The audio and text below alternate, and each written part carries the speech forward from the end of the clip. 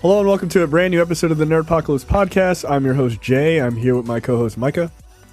This Is How We Do It is the worst song I've ever heard. And special guest this week, Carrie. Hey, what's up? I'm the fucking This Is How We Do It apologist of the week, I guess. Period. On this show, period. Terrence isn't here, but I guarantee you he would have also gone with us on this. We are responding to a card we just saw posted by Daryl, who's a listener to the show and also a podcaster. It's this game One Gotta Go, and the options are Return of the Mac, This Is How We Do It, Before I Let Go, and Poison. And before I could get to C and D, Micah just started yelling, This Is How We Do It needs to go. He's correct, by the way. That's absolutely the worst of those four songs. All right, so we're back. There is actually plenty to talk about. Carrie, thank you for coming on, by the way. Yeah. All right. I'm sure we'll regret that later when we get to what the fuck. Oh, 100%. Yes. So let's get right into it. Checked out this week. Carrie, you watched Gundam Wing? Yeah, there isn't much on television. So I've gone back and watched 90s anime classic Gundam Wing, which is really one of it was the first Gundam series to have, I think, an official English dub that like aired on television in America, a part of the classic Toonami block in the late 90s, early 2000s. It's not very good. Oh. Gundam Wing is basically them creating like an alternate universe version of the original Mobile Suit Gundam from 1979, except it's worse in every conceivable fashion. But I'm still like 20 episodes in and I'm determined to finish it. So how many episodes is it? Like 48 or something. Oh, good luck. Are they 30-minute episodes? Yeah. Okay, that sounds like 22 minutes, whatever.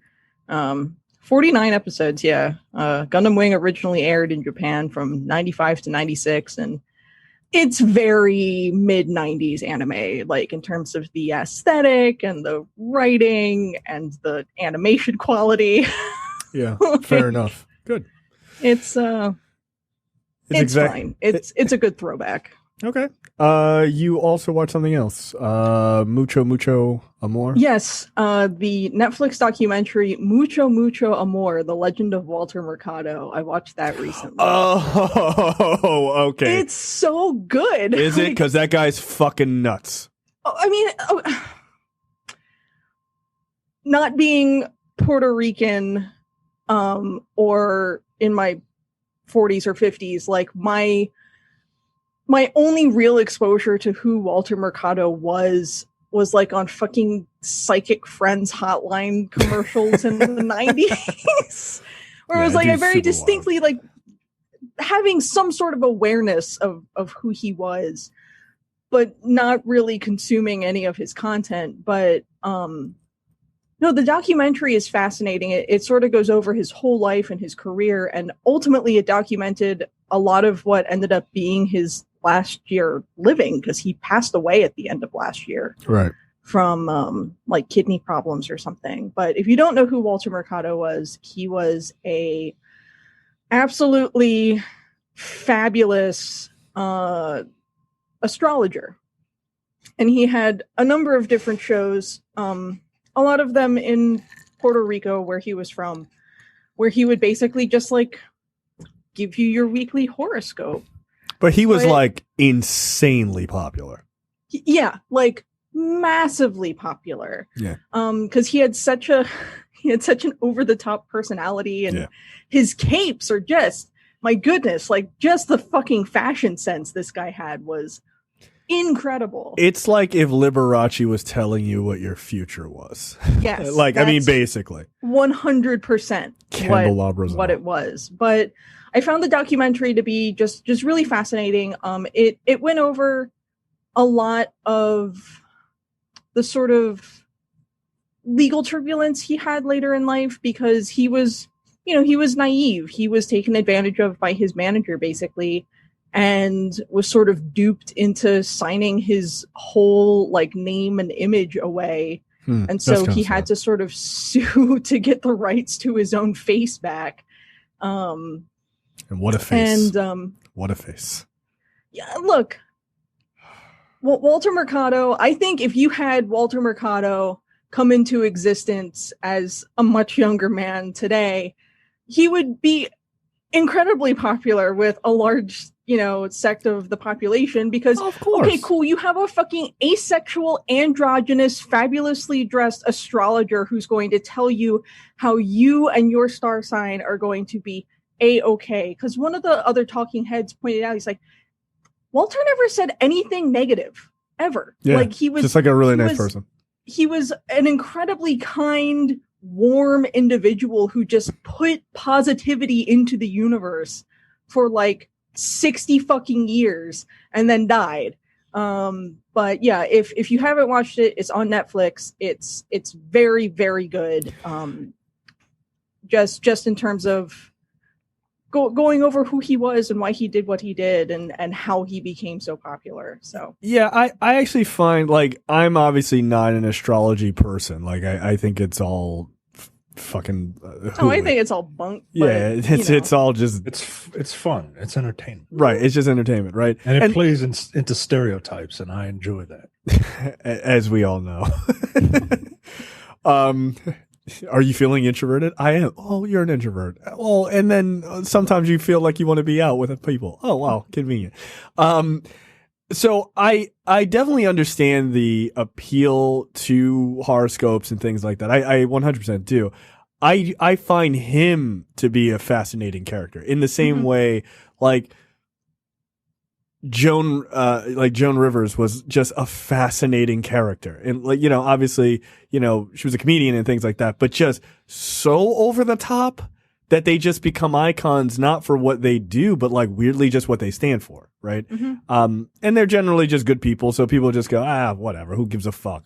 Like Walter Mercado, if Walter Mercado was an asshole, would be just like savagely destroyed and made fun of. I'm sure people make fun of him. I don't doubt, but he's so beloved in Hollywood and like doing, all the daytime shows and all the talk shows at night and stuff. Like he's been on all of that stuff because he was just so beloved because he was so over the top and unabashedly so. And I think people just go, okay, I kind of like that. Like, that's what they like about him. He was very uniquely himself. Like there's not really been anyone else like him in the media. And there probably never will be.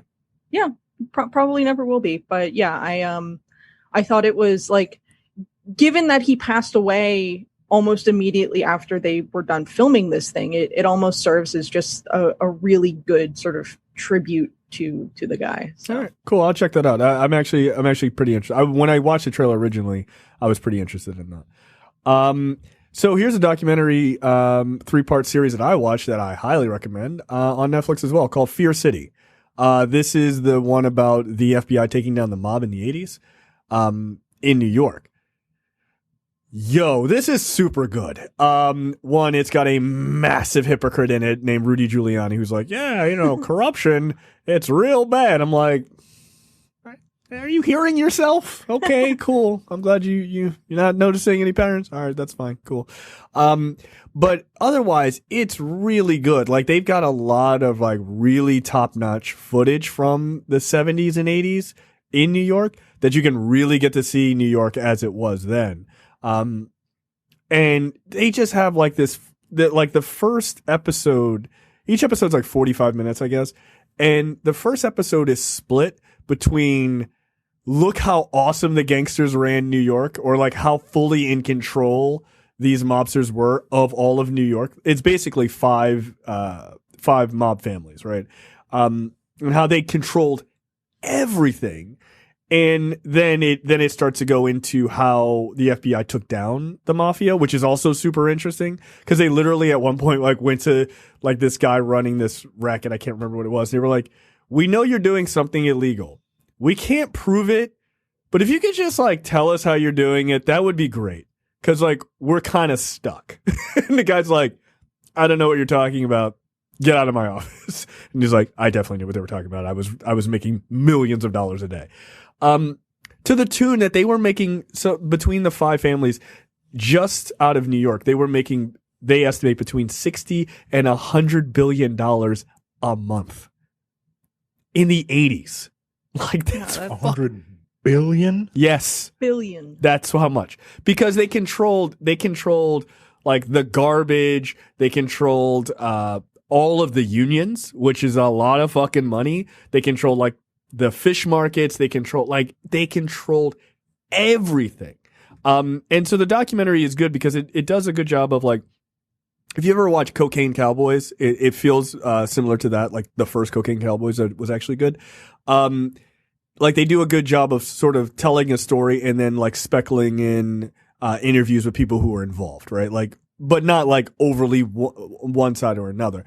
But it's really good, and they've got some former mafia guys who are just like, look, we used to just beat the shit out of people. Like, that's just kind of what we did. Like, it's not a big deal, guys. Like, yeah, everything's cool now, but like, we just did.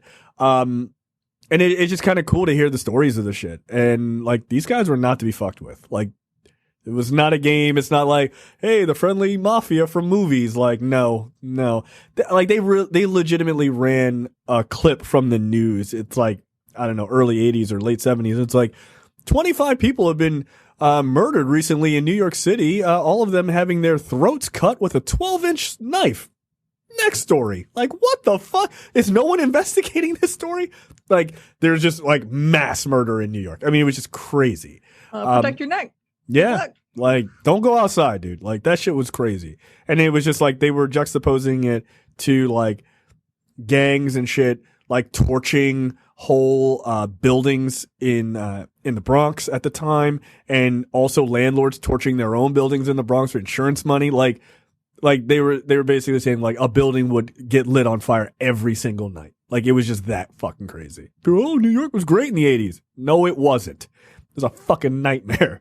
But it's good. It's really good. Like, apparently New York used to be called Fun City, and then when the mob took over fully, they started calling it Fear City. And watching that footage, yeah, no, I get it. And they showed shit too. Like they had, you know, video of people like that had been shot and, you know, and stuff like that. Like it was pretty out there. So if you like documentaries, especially on stuff like that, I'd say check it out. It's only 3 episodes. So it's kind of an easy watch, and it has a fantastic opening theme music. It really, really does.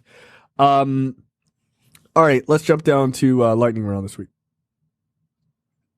The new DC animated universe movie, Batman Death in the Family, is going to be a choose-your-own-adventure movie, kind of like what Netflix and Black Mirror did with Bandersnatch.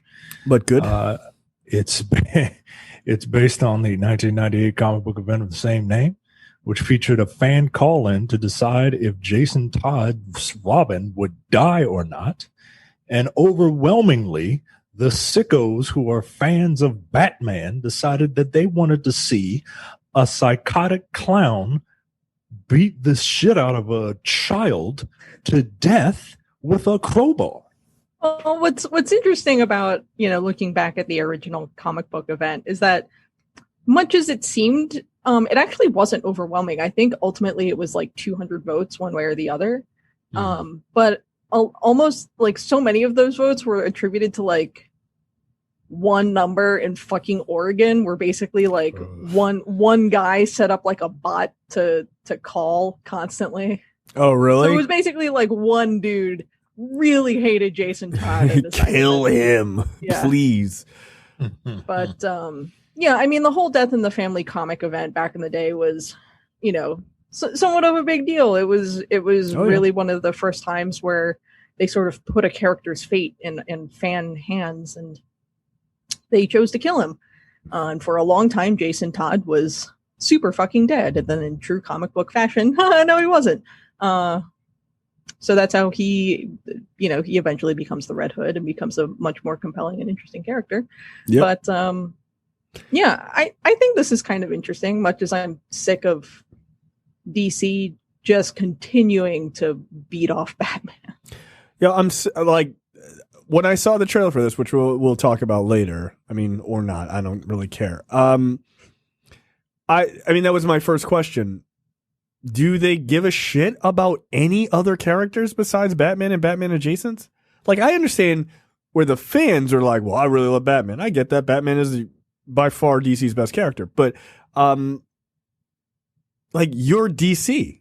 Maybe try to promote something besides one character or the Maybe side you wouldn't characters. feel that Batman is your only worthwhile character if you put other talented writers on other characters. Yeah, I don't get it. Michael, what are your thoughts on Aren't this? they gonna have isn't the next big event like a Batman centric like Joker event? Probably. I don't know. This is why I don't give credence to people like, oh, the DC books are better. Which DC books? All the Batman books? What other ones? It's ridiculous. I mean, people. I've been out of the comic industry for like 3 months, and I no longer have any fucking clue what's going on. So, what are you saying? This seems interesting. I'd watch it. Oh, sure. Yeah, I'd watch it. Although it really does look like Batman Under the Red Hood.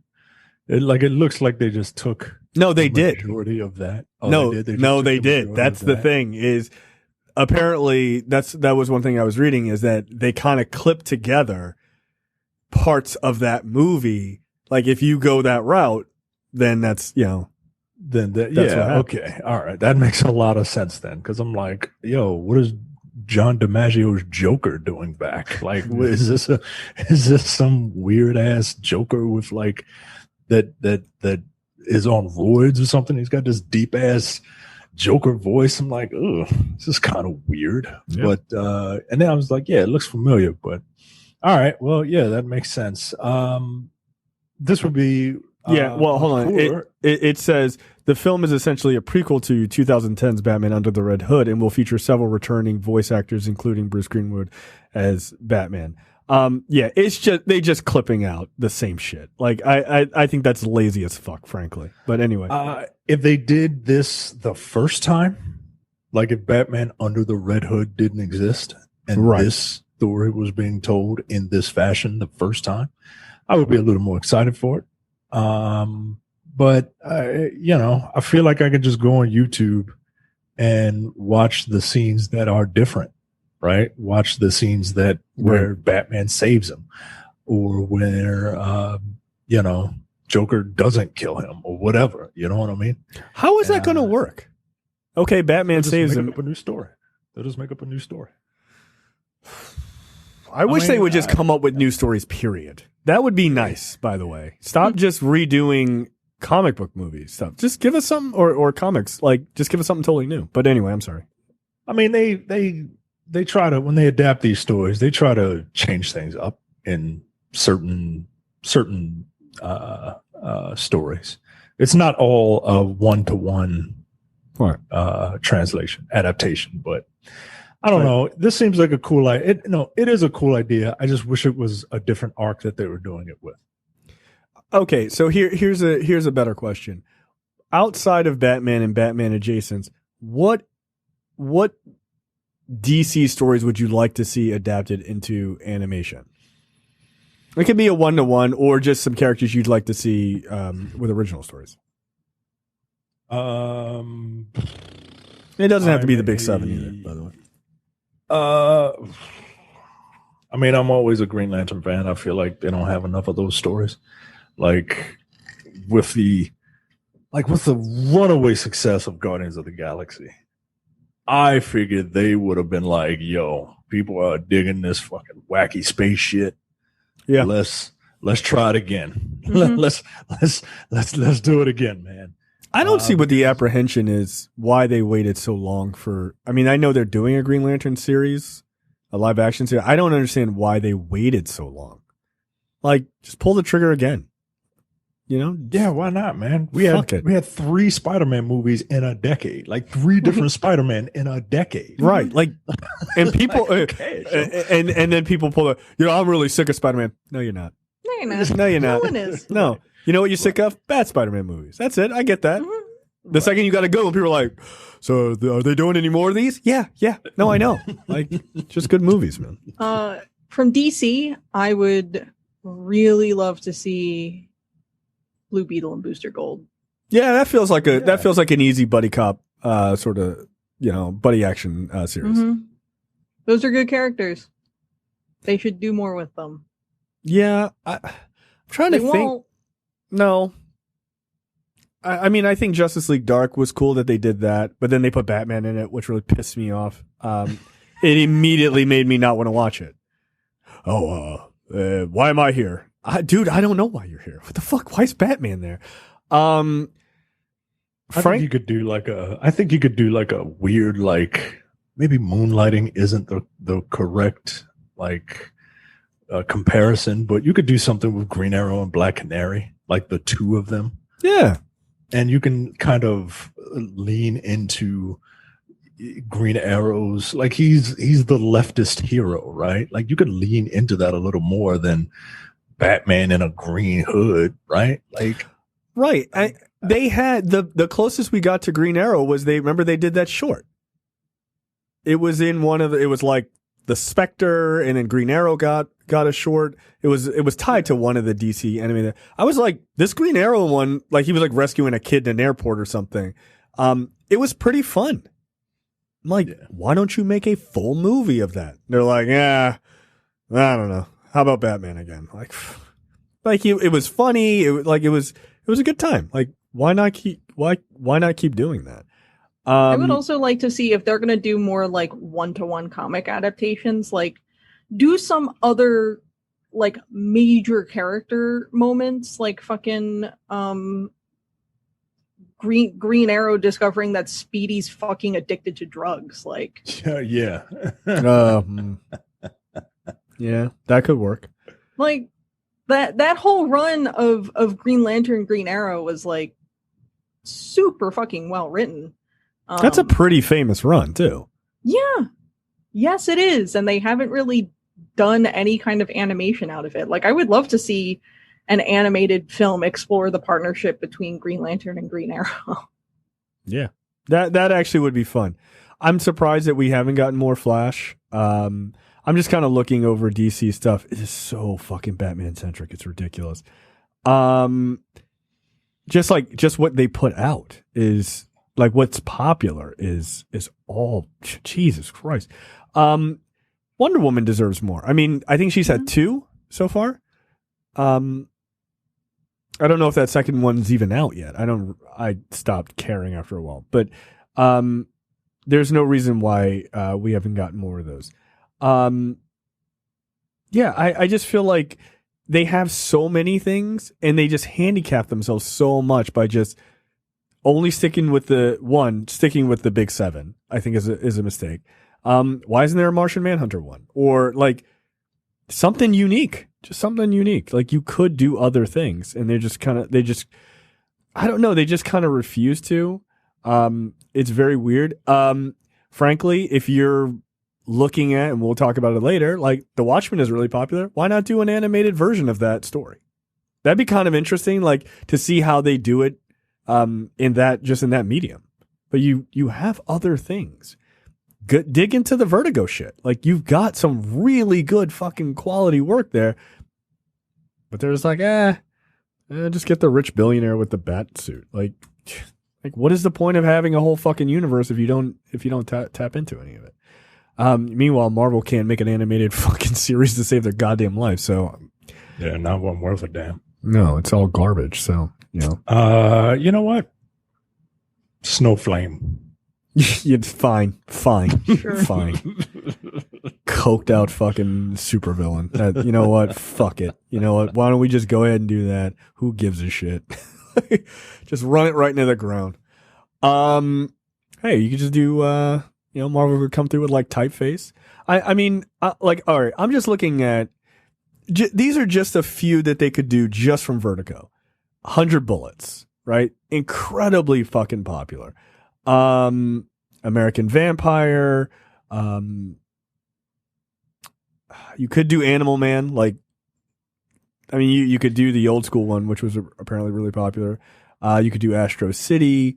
I mean, there's so many interesting things that you could do. Fables, obviously, but they just don't want to branch out. It's really fucking weird to me. I would love to know what their reasoning is, but I guess to Carrie's point, you got to work to make those brands popular. And why do that when everyone is going to flock to Batman. Mhm. I mean, I certainly understand that argument, and I don't even think it's a bad one. But there are things that are popular right now that have a built-in audience. Lucifer, it's got a live-action show on Netflix. Spoiler alert, that's almost nothing like the comic book. Do an animated version of that book. That book is incredible. Like, you could, but they won't. That show has like 6 seasons. Like, people love that show. Show a different twist on that story. It's like, it's actually pretty fascinating. So my father really likes that show. Apparently it's pretty good. I thought it looked really dumb. I thought it looked really, really dumb. And I read some of Lucifer, the comic, because I was super interested in it because, I'm a heathen.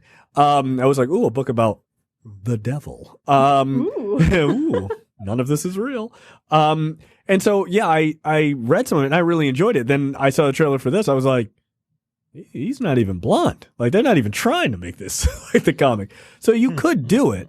And it was just much more. I mean, there's just so much more depth, seemingly, than the show. But apparently people really like that show. And apparently the lead actor for that show is really, really good as Lucifer. So I don't know. It feels like they're not even like trying to do anything worth a damn. Preacher, for instance, because, that live action show fucking stunk. So maybe you could try to do that. I don't know. Follow the story as it was written and don't just fucking jump around. So I don't know. DC sucks. Next. God damn. What the fuck are they doing? They got all the fucking money and name recognition in the world. They can't get shit off the ground. I don't understand it. Stink. I'm a little upset at this headline, but I'll read it as it is written. Star Wars: The Mandalorian star Werner Herzog doesn't plan on acting again anytime soon because that's what he's known for. Yeah, yes. 100%. Being the guy in The Mandalorian that wanted the child. This is like a Shadow and Act article. Like, you put one black person in a movie that's like a minor role, and they're like, this film's starring this. Like, it's not starring them, but okay. I find it funny that Herzog is basically saying, I've been doing a lot of acting recently, and I have to review that because it takes too much attention from the real things I'm doing. Werner Herzog hates all of you. Like, he doesn't, he is not interested in whatever plane that humans exist on. He is on a different one. It's a totally different one. He never ceases to amaze me at, like, his statements are always crazy. They're always super crazy. Like, you're on Earth, right? Like, with people. He's like, yeah, whatever. No. Favreau says he really wanted me because he knew I would deliver as a badass, Herzog detailed. I was also believe there is something very genuine about Favreau, and he's very fond of my films, he said. He said, I want the audience to take a look at the man who made these films. Like, that's my Werner Herzog. But, like, that has, while good, that has nothing to do with probably the question they even asked him. They're like, what do you want for lunch? And he was like, he just went off into this whole thing. Yeah, he's just hard to get a beat on. I liked him in The Mandalorian, and I guess it sucks that he's not coming back, but is the second season going to be about the child? My guess is no. So, I don't know. I don't know if it'll be about I don't know if it'll be about the. Well, I don't know. Maybe it should still be about the chase. I figured they got maybe half a season, maybe one more season of people chasing the child, and then it's like, all right, I need what else you we to, got? Yeah, because half of the first season wasn't about chasing after the child. Right. Like it was a little bit of, or like 3 or 4 filler episodes in there. Yeah. I mean, it's, again, I really like The Mandalorian, but I think people need to go back and watch the show Gunsmoke and realize that The Mandalorian just picked popular episodes out of old westerns and were like, just put in space. It's just space Gunsmoke. That's all it is. And I like Gunsmoke. It's very good. Yeah, Gunsmoke was fucking dope, but like they didn't come up with anything amazing in The Mandalorian. It's just the stories are super basic and they just nail the Star Wars aesthetic so well. Mm-hmm. So yeah, I mean, it looks like the way the first season ended, with Carlos Esposito's character showing up with the dark saber, that seems to be opening the world up, right? Because I haven't watched Clone Wars, but I know the dark saber makes a lot of appearances in that series, and it's a major artifact of that series. So I imagine that's going to open up the world a lot more. But at the same time, I don't really care if Herzog isn't in the second season. It doesn't. I know he's the star of the show apparently, but that doesn't really break it for me. Yeah, I'm not so much concerned about him not being in The Mandalorian anymore. I just found it amusing that he was just like, I've done too much acting. I need to focus on real things. Yeah, this is all bullshit for me. People were like, you're such an amazing talent. Yeah, I don't really want to be here. All of you are beneath me. It's just funny. And he kind of wasn't in that first season all that much. So he was just like, I've got nothing else to do. Yeah, I'm gonna go home. Like, what are you gonna do? I don't know. Anything else but this. That's it. All right, next. Tenet is going to try to come out in America this September. It ain't happening. It's not gonna happen. This is a mistake. How many times have we pushed this back by now? So aren't they releasing this? Elsewhere? Yeah. Everywhere besides America? Yeah, this is a bad idea. On August 26th, yes. Okay. Yeah, considering the United States continued mishandling of I'm going to have to click that link. Continued mishandling of the current pandemic racking the world, Warner Brothers has announced plans to release Tenet in 70 international markets on August 26th. Variety reports that regions with an August release date include Australia, Canada, France, Germany, Italia, Japan, Korea, Russia, because I can't say those without being offensive, and the UK. They're going to release it in Russia? Really? Okay. That place is a fucking hellhole for coronavirus too. What the hell are they doing? I mean, they don't care about that. They want their rupees or whatever. Rubles or what is it? Is it rupees? It's rubles. Because rupees is from The Legend of Zelda. That's also in India. Rupees is also an Indian currency? Yeah, it's Indian. Oh, okay. So what you're saying is The Legend of Zelda takes place in India. Yes. That's what I assume. In Russian, they are rubles. Yes. Rubles. They want them rubles, man. They don't care about. Yeah, those people are going to straight up die. But anyway, I hope Tenet's worth it. There are no plans to release the film in China. Meanwhile, the U.S. will have to wait, no doubt, due to the fact that the coronavirus cases across the country have continued to rise exponentially over the last few weeks. Instead, Tenet is now currently scheduled to release in the States, specifically in select cities rather than a typical rollout on September 3rd. A perhaps optimistic outcome, given the current state of things. Is it? But as Warner Brothers and Nolan are more than aware at this point, this is all in such a state of flux that we can expect either of these dates to be changed as we draw closer to them. I've never seen somebody so pig-headed. Like, is it? I don't get it. I mean, on one hand, you're really excited and you want this movie to come out and you need a big payday. But on the other hand, like, if you wait, you're still going to get your payday. You can release the movie in another year and people will go see it. People are going to go see it. Yo. I don't understand this. If you release it now, okay, here's what's going to happen. You're going to release it in these other countries. It will immediately get pirated and you will make a fraction of what you would make in the U.S. Right. If you just hold it and give it to everybody roughly at the same time when everybody's through this shit in February, hopefully, or whenever, or next year, like further into the year in 2021, then you make all the normal money, you just have to wait. What is the point of this? But people really want to see it. People really want to do a lot of things, okay? But you just have to wait. It's like you said, it's pig-headed. It's really dumb. And I think it's more, I don't think they care that people want to see it. They just want money.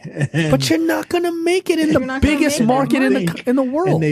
And they think that if you put this in I don't know if they think that if you put this in theaters, the people will demand to go see it. If you're thinking that, like, fuck out of here. Or if they put this in theaters, then maybe it will help theaters like, I don't know, maybe Tenet will be the movie to save the theater industry. It's not. This is my argument for months. People ain't seeing, they're not going to go. They're not going to go. If theaters open up, people will see it. Not enough people. People will go. More than zero, yes, you are correct. People are going to the gym. Yes. Like gyms haven't closed. Like people are going to the gym. Not a lot. Not a lot. Yeah, enough to keep them open. Yeah, but those are gym rats. They're idiots. They're idiots. I'm just saying, man. Like, only way I'm seeing a movie anytime soon is if I drive all the way the fuck out to Benji's and sit in my car and watch it. And I'm not doing that. My couch is way more Empire. They're showing Empire Strikes Back next weekend. Look, I can pull that up right on my computer, on Disney Plus. Fuck that. I might go. Yeah. I've never been to Benji's, so like. You don't have children, so you don't have to try to put a kid in a car seat and wait till 8:45 and hope they don't wake up. No. Yep. It's an experience that you can do it once and then just be like, all right, I've done it. I don't need to do this anymore. Yeah. I don't need to see a movie that bad. I don't. Now if they release this thing on video on demand, like in this fantasy world. Yeah, they're saying they're not doing it. I'm like, nigga, it's gonna be on torrent on demand. two minutes after it hits theaters. But go ahead. Would you pay the $20 to watch it, to rent it for 2 days? I might, because I really, really want to see Tenet. I would be much more apt to do that. Yeah. I would. That's my thing. Just put, and there's a huge story that we'll talk about. Just put it on premium video on demand. That's fine. If the US is too fucked, just put it on it. Look, a lot of people are going to pirate it, but you're probably going to get way more money than you would by releasing it overseas and then trying to release it 7 months later, 6 months later in the US. You're not going to, people are going to be like, I don't give a shit. And then by that time, you're going to run into a situation of streaming. You're going to hold the movie another year, before it hits streaming, so you can try to, no, it's not going to work. It's not going to work. Put it on premium video on demand for the U.S. and release it in theaters in the normal countries where everybody, wore masks and act like fucking adults. Like, that's what you do. That's what you do. That's the way to maximize your money. You release that shit in theaters and don't release it here, gone. They're going to eat that shit up. It's gone. Look, spoiler alert, I'll see Tenet one way or another. I'm not leaving my house. I can tell you that. What's going to happen? If you see Tenet on torrent, I'll wait the 90 days. No, you're not. No, people are going to download it, of course. They're stupid. The next story, Sonic 2 will spin dash into theaters in 2022. Boo this man. Boo this man. Why are they talking about Thor: Love and Thunder? This is like a rundown of all sorts of various news. Okay. Basically, Sonic 2 is coming out. Yeah, April 8th, 2022. Ben Schwartz announced via Twitter that I guess they had started pre-production. Cool. I really enjoyed the first Sonic movie. It's one of the only films that managed to come out this year. Cannot wait for Sonic to win all of the Oscars accordingly. Sonic the Hedgehog for Best Picture. For Best Picture. That's fine. No, it was a little cookie cutter as far as the storyline was concerned, but a genuinely fun There's nothing wrong movie. with that. Yeah, there's nothing wrong with that if a story is told well. Yeah. You know what I mean? They say there are only 7 types of stories to begin with. So if you tell the story well, yeah, who cares? Sonic the Hedgehog made $306.8 million at the box office, and that's it being ultimately somewhat hindered a little bit by the initial onset of the pandemic as well. So yeah, it did really fucking good. I am looking forward to seeing more of Jim Carrey as Robotnik in this sequel. Will he be Eggman as we know I him? think, yeah, given how he looked at the end of the initial film, I have to imagine that he will have gone from Dr. Ivo Robotnik into full crazy Eggman. Also looking forward to seeing Tails and hopefully Knuckles. So he will. If Knuckles is in it, I have to go see it. Because Yeah, he's the black people. Yeah, he's I gotta I like how support it's black. just sort of like universally like Knuckles is black. yeah, he is. He's got dreads. He's got dreads and a mean disposition. Right. That don't scream black man. I don't know what does. Right. Knuckles is my favorite Sonic character. I fucking love Knucks. I mean, come on. Like, you got like a fast running one, possibly black. You got a flying one, definitely white, and then you just got like an angry one who punches. In a world of people using speed and flight, the black guy's just like, I'll just float around and just punch people in the face. Yeah, that sounds. Yeah, okay, that makes sense. He's rougher than the rest of them. There you go. Yeah, Knuckles is great. Look, I have only recently begun to unironically embrace my true love of the Sonic the Hedgehog franchise, so I am looking forward to a sequel. Will you get an appearance from, is it Biggs the cat? Big the cat. Big the cat. Yeah, I they fucking just- hope not. Big is awful. I don't like the look of that character. Big. His name's Big because he's big. Big the cat. They really want Big, who debuted in. in Sonic Adventure, which is a game that has not aged well. Big had the worst route in that game because you had to play a shitty fishing mini game to get Froggy. Gotta go fight Froggy. Ugh. Yeah, Big is awful. Was Rose in that game? Rose the bat? Root. Big the cat? So you have you're Yeah, conflating Amy Rose Yes. with Rouge, the bat Rouge, Yes. who's a hooer. Yeah, she's a harlot. Yeah, she's a trollop, you would call her. A flapper. She first Flimsy. showed up in Sonic Adventure 2. Sonic Adventure, was that the one where he kissed that human girl? at No, the that's end? Sonic 2006, which is terrible. It's one Jesus of the worst Christ. games ever made. No, Sonic 2006 was intended to be like a reboot of the whole franchise, but it was a terribly designed, terribly written, and terribly programmed game. Fun story. One of my friends on Twitch, you can follow his channel at the New York Snark Exchange, has been trying to play through Sonic 06, but the only compatible controller he has for the game, which is a PS3 game, is a fight stick. So he's playing Sonic 06 on a fight stick, and it's about as good as you would expect that game to be on a fucking fight stick. Yeah. Look, I'm not saying that a lot of the Sonic games are good. I am, however, saying that I enjoy Sonic the Hedgehog. Fair A lot enough. of those games are fucking awful. I love the first one. Actually, I love the first 3. Yeah, the first 3 are fabulous. Yeah.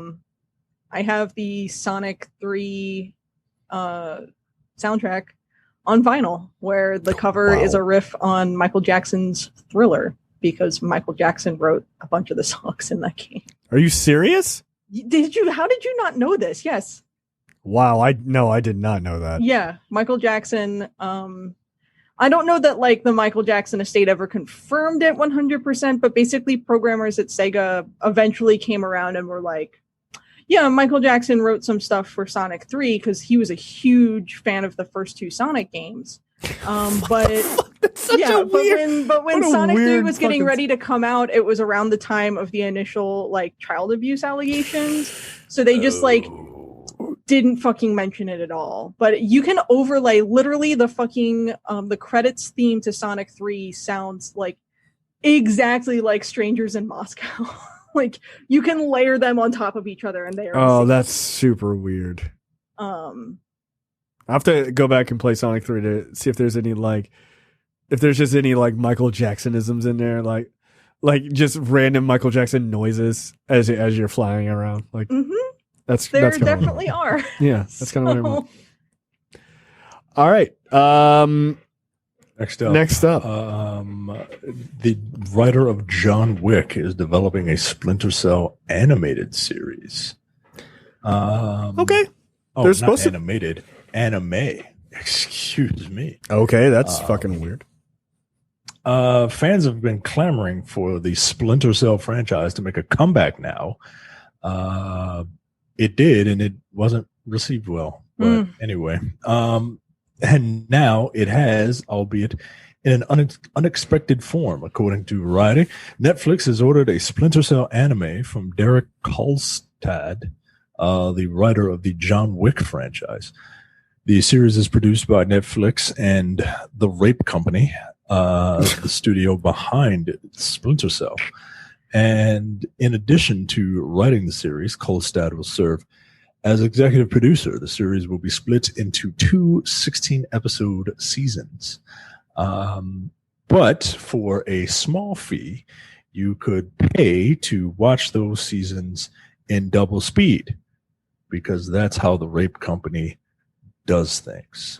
Splinter Cell focuses on the exploits of former U.S. Navy SEAL Sam Fisher, who's recruited by the NSA to serve as an agent for Third Echelon.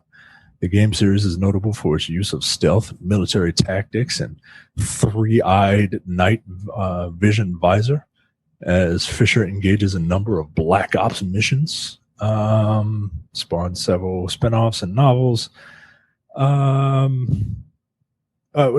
mean, is it time for Splinter Cell to make a comeback? Does anybody care? Like, I like all this military shit, but the Splinter Cell games have historically at least been written well. Like if you're going to do like a Tom Clancy series, you might as well do Splinter Cell. I find it odd that they're calling it an anime series, given that I have to imagine the animation company is probably located somewhere within North America.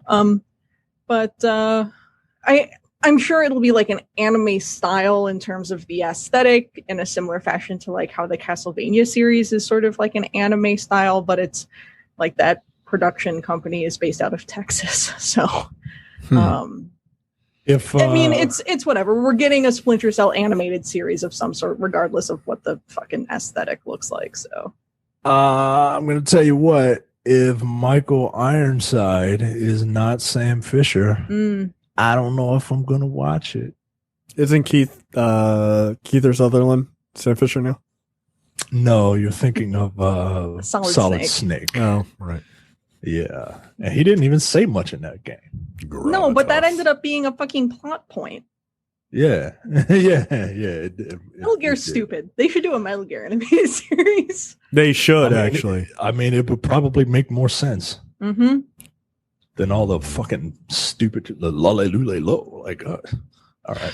So I played a little bit of Splinter Cell back in the day. It's a perfectly fine.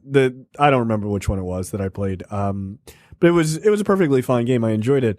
As an animated series, it's kind of funny because there was a time, I believe Tom Hardy was attached to doing a live action like movie, which I thought would have actually probably worked really well. I mean, military run and gun kind of games are probably pretty easy to adapt. I mean, they barely have to. You just have to tangentially tie it to the game.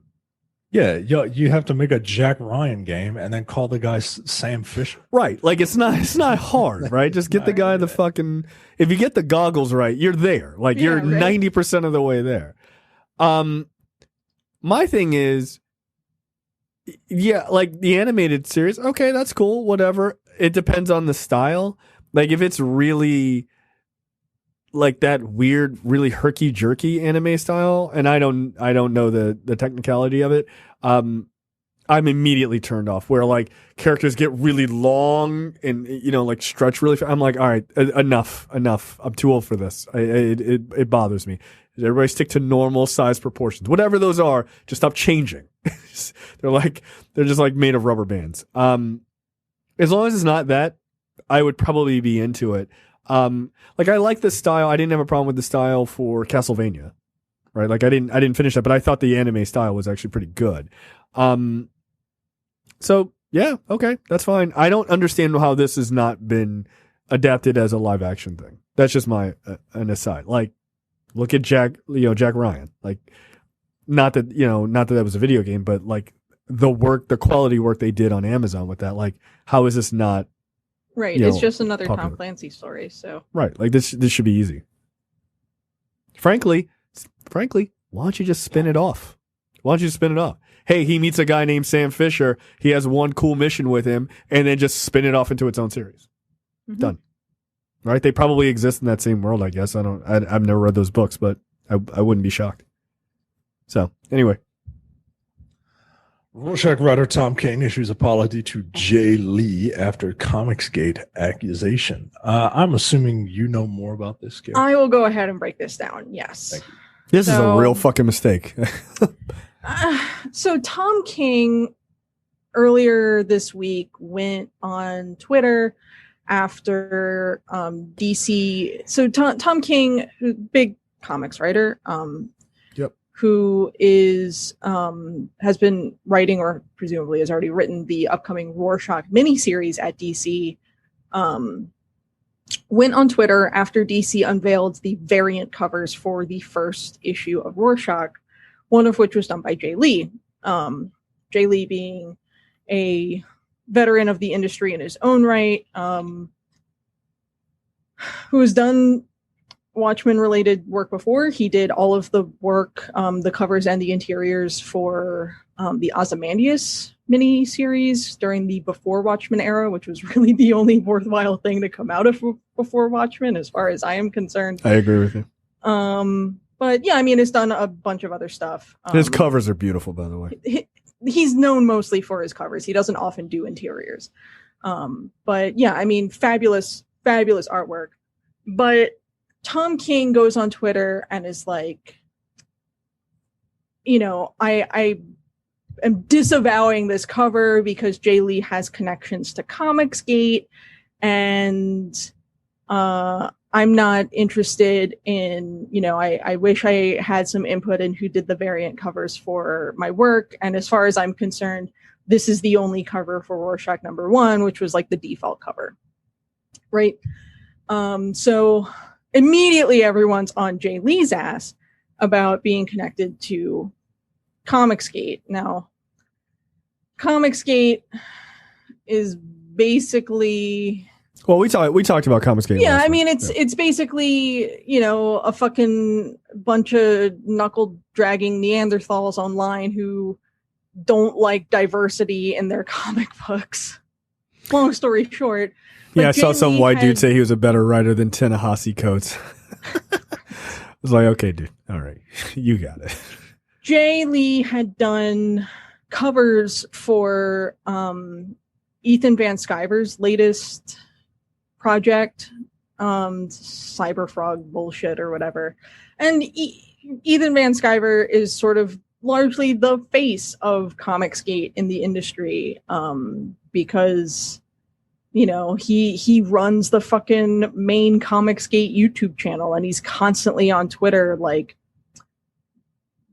doing bullshit, like right. Being an asshole, like literally fucking within the last day. Ethan Van Sciver got on his YouTube channel, and some of, him and some of these other Comicsgate dude basically said that one of his fucking critics being diagnosed with breast cancer was an act of God that she deserved. So wow. He's a fucking scumbag. Oh, this guy. Yeah, he looks like it. Yeah, that seems like Ethan an accurate description. Just fucking sucks as an individual human being, but EVS sort of got blacklisted by a lot of the industry largely for being an asshole. Like, he hasn't worked for DC Comics since, I think, 2016, when he really started to ramp up some of his awful rhetoric online. And DC was like, okay, well, we're not going to work with you anymore because you're an asshole. So Jay Lee does a variant cover for one of EVS's indie projects, thus sort of linking him with Comicsgate, because EVS is sort of the face of Comicsgate in the industry in a lot of ways, right? So people get all over Jay Lee, and Jay Lee has to sort of come out and be like, yo, what the fuck? I didn't even know about this. Like, I don't know what Comicsgate is. And Tom King eventually sort of, I guess, had a conversation with him and deleted his original tweets and apologized and whatnot, saying he should have talked with Lee before he tweeted about him, that, could have potentially put Lee's, career in the industry at risk. It could have destroyed his entire career. And is working with him to sort of make things right or whatever. And Lee sort of went on his own Instagram and sort of clapped back and was just like, yo, I just had to put my dog down and I should have been grieving with my wife, but instead I had to deal with this bullshit. So go fuck yourself. Oh, really? Wow. Yeah. Good for him, man. Fuck that shit, man. Yeah. I'm sort of two minds here, because on one hand, like, yeah, I think Tom King probably should have reached out to Jay Lee privately and been like, why the fuck are you working with Ethan Van Sciver? That dude's a fucking scumbag. I thought you were better than this. Instead of just immediately going on his public Twitter and putting him on blast. But I also I feel a need to push back at what a lot of people have been saying, where it's just like, oh, well, Jay Lee's not online like that. He has no idea what Comicsgate is. And yeah, that's a bullshit it's not his fault. I'm just sort of like, if you're a veteran of the industry in the fashion that Jay Lee is, you still have sort of a responsibility to know the people who you're working with. Like, on one hand, like, he probably should have vetted, the job before he just sort of took the gig working for Van Sciver's indie gig that he's like crowdfunding or whatever. And two, like, I know that Jay Lee goes to conventions because I've seen him at conventions within the last 5 years. So the idea that he never would have, caught wind of any of this at some convention along the way feels very sort of like, well, maybe he's just sort of stuck his head in the sand and elected to ignore it. Because, it's not like Ethan Van Sciver is saying this stuff in private. Like, he's saying this stuff on his YouTube channel. He's saying this stuff on his Twitter. It's very easily searchable if you just put his fucking name in on Twitter. Wow. So I do sort of feel like Jay Lee bears a degree of responsibility as far as like who he chose to work with in this case. Yeah, absolutely. But this whole thing of like, oh, well, cancel culture is terrible. Jay Lee's, this isn't his fault. Like, it's kind of his fault. Like, he could have done a little better as far as, his own process here was concerned. Yeah, Cyberfrog, this is this guy's work? Okay, cool. Mm-hmm. Yeah, I just, it's completely unnecessary to be that way. Like, I just don't, I don't understand. Wait. Okay, that's weird. He's being interviewed by someone who has the hashtag Black Lives Matter. Like, that's ironic to me, but okay. Mm-hmm. Unless they're calling him out, which I don't think they are. Yeah, Van Sciver says that Comicsgate is not political. I don't believe you, but okay. Yeah, women and minorities are ruining comics. It's not political, though. Sure. All right. Sure. Got it. Says white man. Yeah, I'm again, like I said last week, I'm blown away by this idea that people in 2020 are mad about forced diversity. How else does diversity happen? Like, the quality of comics is not as great as I think it is. You know how many shitty comics I've read by white men? Are you serious? There's a lot. There are a lot. The vast majority of comics in all of history have been written by shitty white writers, white male writers. Like do we think of the fact that I don't get that. Did the quality of comics tanking over the course of like the 80s and into the 90s when the industry was like 100% being run by white men? Like, we're going to blame that on women and people of color as well, or what? Like, well, no, those were the golden age. It's back in my youth when it was good. Like, really? Back in my youth when all men were drawn like Doritos and all women were drawn like toothpicks. Toothpicks with the giant grapefruits attached to their torsos. Yeah, I would love to actually have a real conversation with one of these guys and just be like, explain it to me. Like, the vast majority of shitty comics in the history of comic books has been written by people who look like you. So why the fuck are you shocked and amazed that like the world is upside down because suddenly not everyone looks like you? By the way, the amount of women and minorities in comics is still super fucking small. Teeny tiny. Yeah, like it's the industry at large is run by straight white men. Like, and it's straight white male the stories. heads of most comic publishers is straight white men.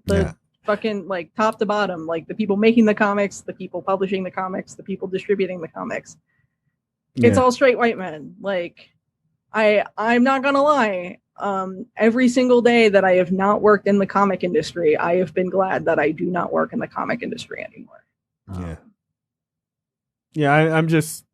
I just find it weird. Like, if you're a Comicsgate person and you're listening to this show, one, eat a dick. Two, but write to us. I'd love to hear your explanation that somehow comics have been ruined by minorities and women. But yet somehow when they were really shitty when white men were doing it was fine.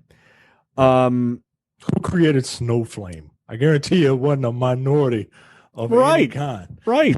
Or Typeface or any of these other dumb fuck characters. Oh, he used to make signs and then he became a supervillain. This is a serious character you've come up with? Wow, okay, cool, great. The fucking New Guardians it was Steve Englehart and Joe Staten, Staten. Yeah, I just, again, I don't get it. Yeah. All right, moving. Virtually every bad character, dude. Anyway, all right, go ahead. No, it's just like, it's so weird to me. Like, it doesn't make sense. Movie and TV news this week. AMC and Universal agree to let movies go to theaters to digital rentals much sooner. So back in the day, I mean like yesterday, the deal was that you had to wait 70 to 90 days before your movie left theaters and then, were available to rent. But AMC theaters and Universal have reached a new agreement that dramatically shortens the theatrical exclusivity window. The amount of time that the films have to play in the theaters before they're allowed to be sold or rented in other places like iTunes, Amazon, or AMC's own on-demand service. They're cutting it from 70 to 90 days down to 17 days. Yeah. That feels... 2.5 weeks. Right. That feels... even I will say this. That feels a little too short. 17 days?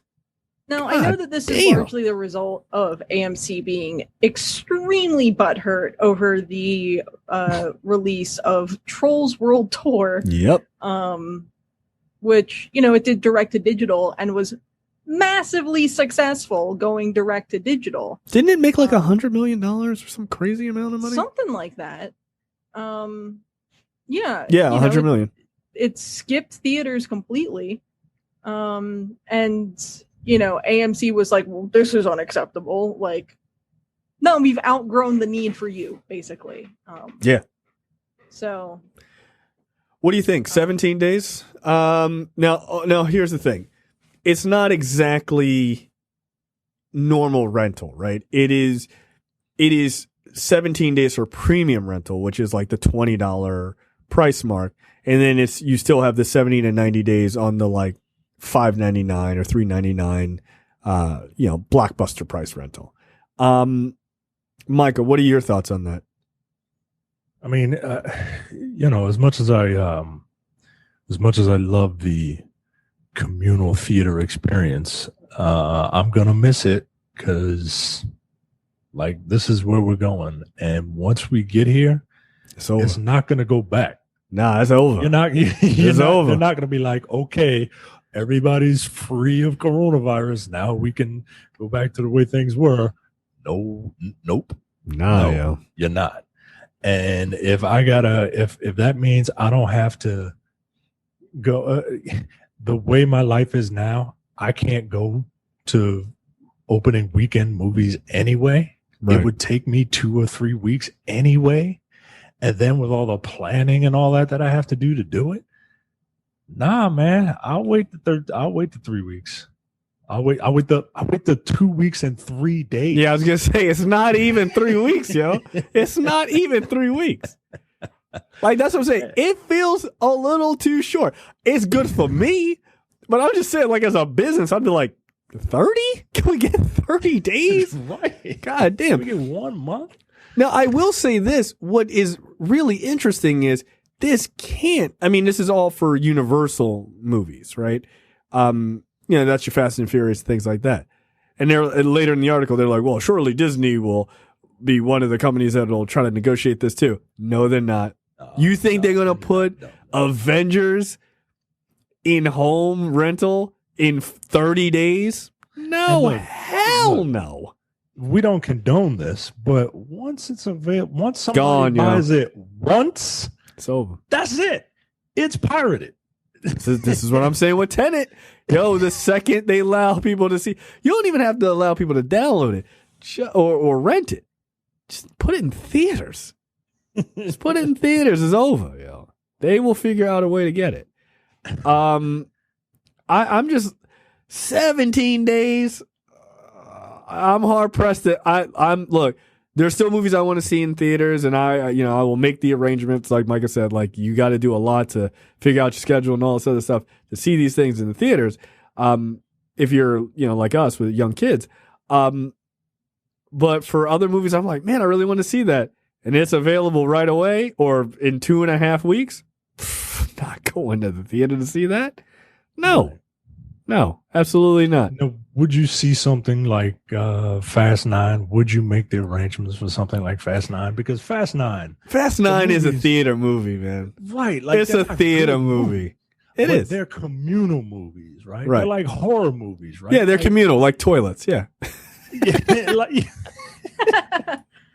like if you're going to see this, if you see this by yourself, like you're just sad. You're sad. Yeah, get a friend. Like if you watch a horror movie alone by yourself, like you're crazy, right? Well, like you're taking notes. Taking notes. What am I going to do to this person? No, horror movies I think are different. Some are communal, some are not. I think if it's like a really serious one, you can watch it alone. If it's a goofball one you know is going to be bad, all right, go, you go to see that one, have people in the theater yelling at the screen. But I don't know, man. Like Tenet, I really want to see Tenet in theaters. I mean, I want to see Tenet in theaters, but I don't need to see Tenet. I don't need to see it in theaters. I don't. Look, I don't need to see Fast 9 in theaters either. Like, but I want to see it in theaters, right? Like, it's the same thing. I want to see that with like-minded individuals, right? Idiots. My wife is not gonna. Right, my wife is way too smart to want to watch this dumb movie with me. Right, she ain't gonna want to watch a dick flick with me, just like I don't want to watch a chick flick with her. Right, like it's just the way things are. Like, I feel like if Fast and the Furious hits theaters, and it's this, it hits theaters, and it's at a time where, like, we still can't go, or still not quite safe because there's no vaccine or whatever. And it makes it in 17 days to, like, the premium, this premium video on demand. I feel like we just set up, like, because we were going to do a fan meetup for this, right? I feel like everybody rents it, and then we just do, like, one of these, like, online watch parties. Like, fuck it, just get, like, a cam and you watch it or whatever. I don't know. Like, just... like to enjoy it that way. But my wife's too smart. And she likes those movies, but she's not like amped to watch them. She's like, these movies are really dumb. I'm like, yeah, I know. You can hear your brain cells dying inside your head as you're watching the movie. But 17 days, yeah, there's a lot of movies I'm not going to see in theaters. Like, I'm just not going to go. No, why? What's the point? To deal with a bunch of a bunch of losers who can't shut up during a movie. No. Marvel movies I'll go see in theaters, big Star Wars movies, things like that. But everything else, if I'm going to pay for it, no, I'll just wait the 17 days. Who cares? Also, it costs me half the price. Because it's like, oh, it's $20. It's a lot of money. I pay $40 if I take my wife and I. $20. Right. $20. Minimum. Right. Wait till the kid goes down for bed. Watch it on television. Done. Not a big deal. So, it just got to be the right movie. It's got to be a movie I want to see enough to pay for, but not enough to risk, or not enough for me to go to the theaters. Like that. If you can find that happy medium, there's a lot of movies like that. Cool. I mean, I'm looking at Universal. Their franchises aren't like, that's the thing with Universal. Like, they're not that great. Right. I don't need to go to the theater to see most of these, right? Like, I'm looking at the upcoming releases tentatively, right? Candyman, I don't need to go to the theater to see that.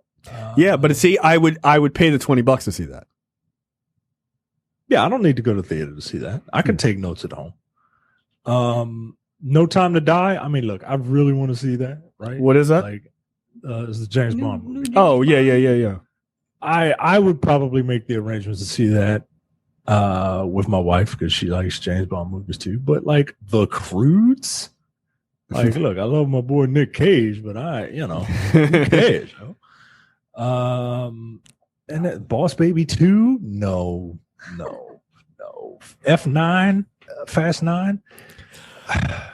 It's a hard one, man. That's a hard sell. That's a hard one. That's a hard one, man. But at the same time, like, I don't need to see it. You know what I mean? Like, July 9th, 2021, The Forever Purge. I don't know, man. I might be willing to pay the $20. I love those Purge movies, man. I do. I can see that at home. Yeah. Halloween Kills. I haven't seen the other Halloween, the last one. That's on Hulu though, for free. So I don't know, Carrie. What are you doing? You giving out $20 for The Croods? No, I don't think I will. But it's the second movie. I think, like, I'd give $20 for like I'm looking at Rotten Tomatoes as far as what's coming out soon. Like Soul, the new Pixar movie. Probably do that. Yeah. Have a few friends over, watch that. See, and that, by the way, sorry to cut you off. That's the thing that's going to sell people. Yo, when you can like have your friends over for $20, yo, put in $5. Put in like, $5. cool. Put in $5. Done. It's more like, I'll fucking handle the rental if you order the pizza. Right, it's WrestleMania all over again. Right? You bring the food, I'll pay the $70. Yeah, what's the fucking question? No Time to Die. I wouldn't mind watching at home. I'd prefer to see it in the theater, but I wouldn't mind watching at home. Same thing with Wonder Woman 84. I wouldn't mind watching at home. See, I would be bummed to watch that one at home. I'd be a little bummed, but if that's what it is, then that's what it is. Yeah. Right. My wife wants to see it. That's $40. Cut it in half. Yeah. I'm trying to think what else is In the Heights. I would watch at home. I'd pay the $20. I hate to say it, but I'll probably end up paying the $20 to watch Monster Hunter. Jesus Christ! Don't do that. It's not gonna be a good movie. Don't do that. No, I'm gonna. No, I'm gonna. I'm gonna. Yeah, I know, and you're gonna be mad disappointed. I got so much Monster Hunter shit on pre-order from Japan right now, dude. I'm paying a friend of mine to make me Monster Hunter armor. Like, I'm in that shit. Okay. I'm fully in that. You know what? You think I'm not gonna watch this terrible fucking movie? Yeah, just light your own money on animated Rathalos. Fuck you. I'm absolutely paying the $20 for that shit. Oh, you are gonna waste a lot of money. Capcom has me by the balls, and that unfortunately means I am going to spend $20 to watch fucking Mila Jovovich badly handle a bone greatsword. Oh, so bad. It's gonna be bad. No, I do think you're right though, Micah. Once that cat's out of the bag, that's it.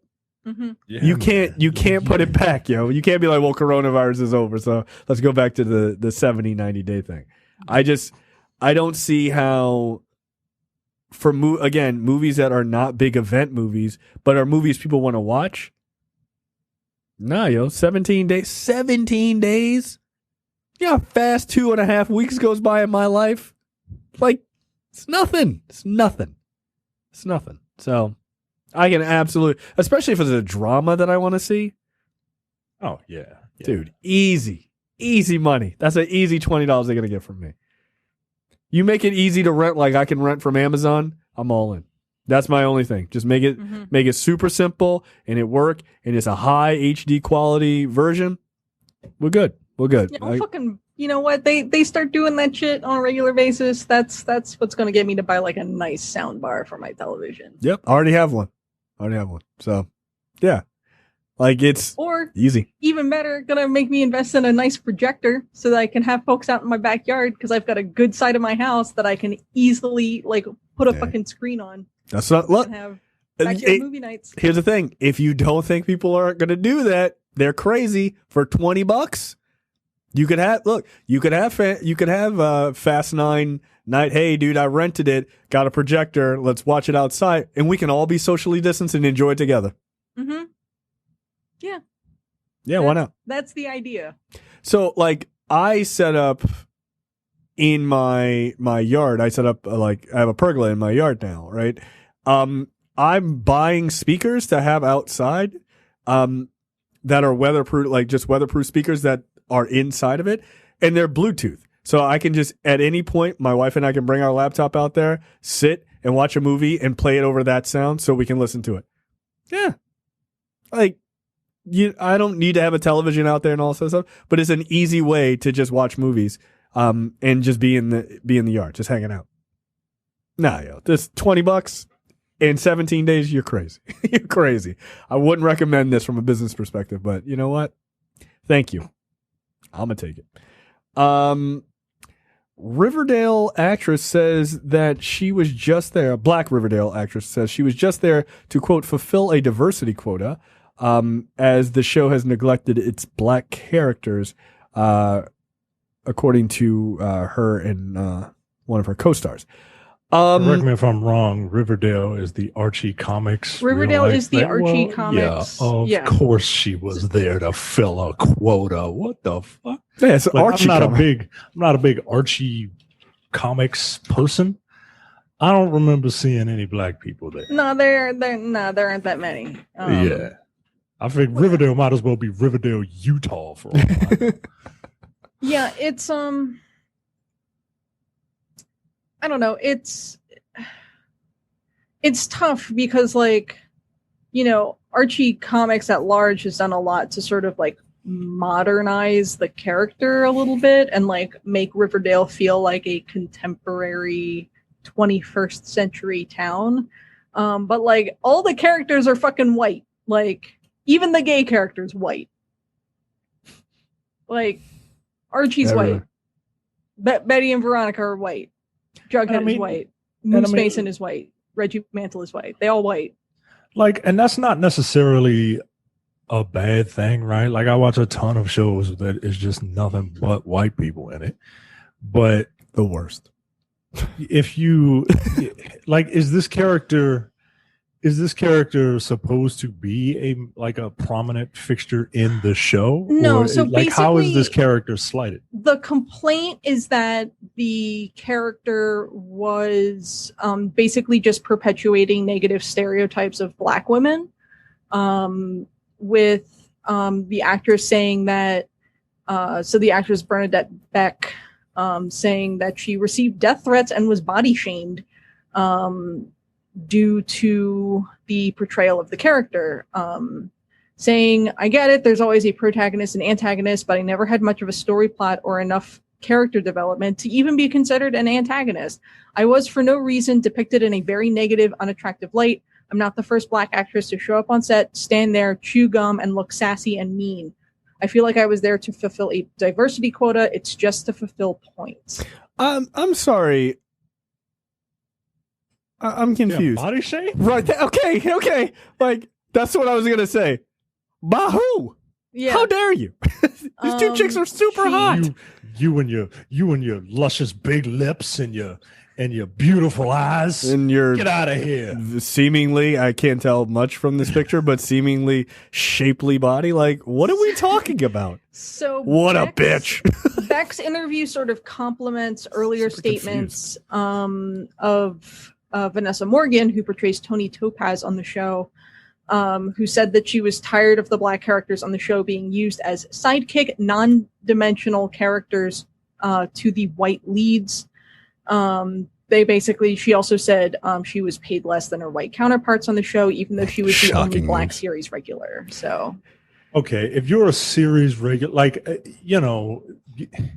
if you are not a series regular, you're just like if you're the exterminator on that episode of Seinfeld, right? You know what I mean? Right. Like, you're just there for that one episode. You're not coming back. But if you're a series regular, like if your name is in the credits, then yeah, all right. I understand where they're coming from. Right. I mean, yeah. Apparently, Beck also said that production staff often forgot to even inform her of where she was supposed to be during scenes. The director would be walking off the set and I'd have to chase them down because I would have no idea where to stand or what to do. I hadn't been given any instruction. You can't treat people like they're invisible and then pat yourself on the back for meeting your diversity quota for the day. I mean, she ain't wrong. She's absolutely not wrong.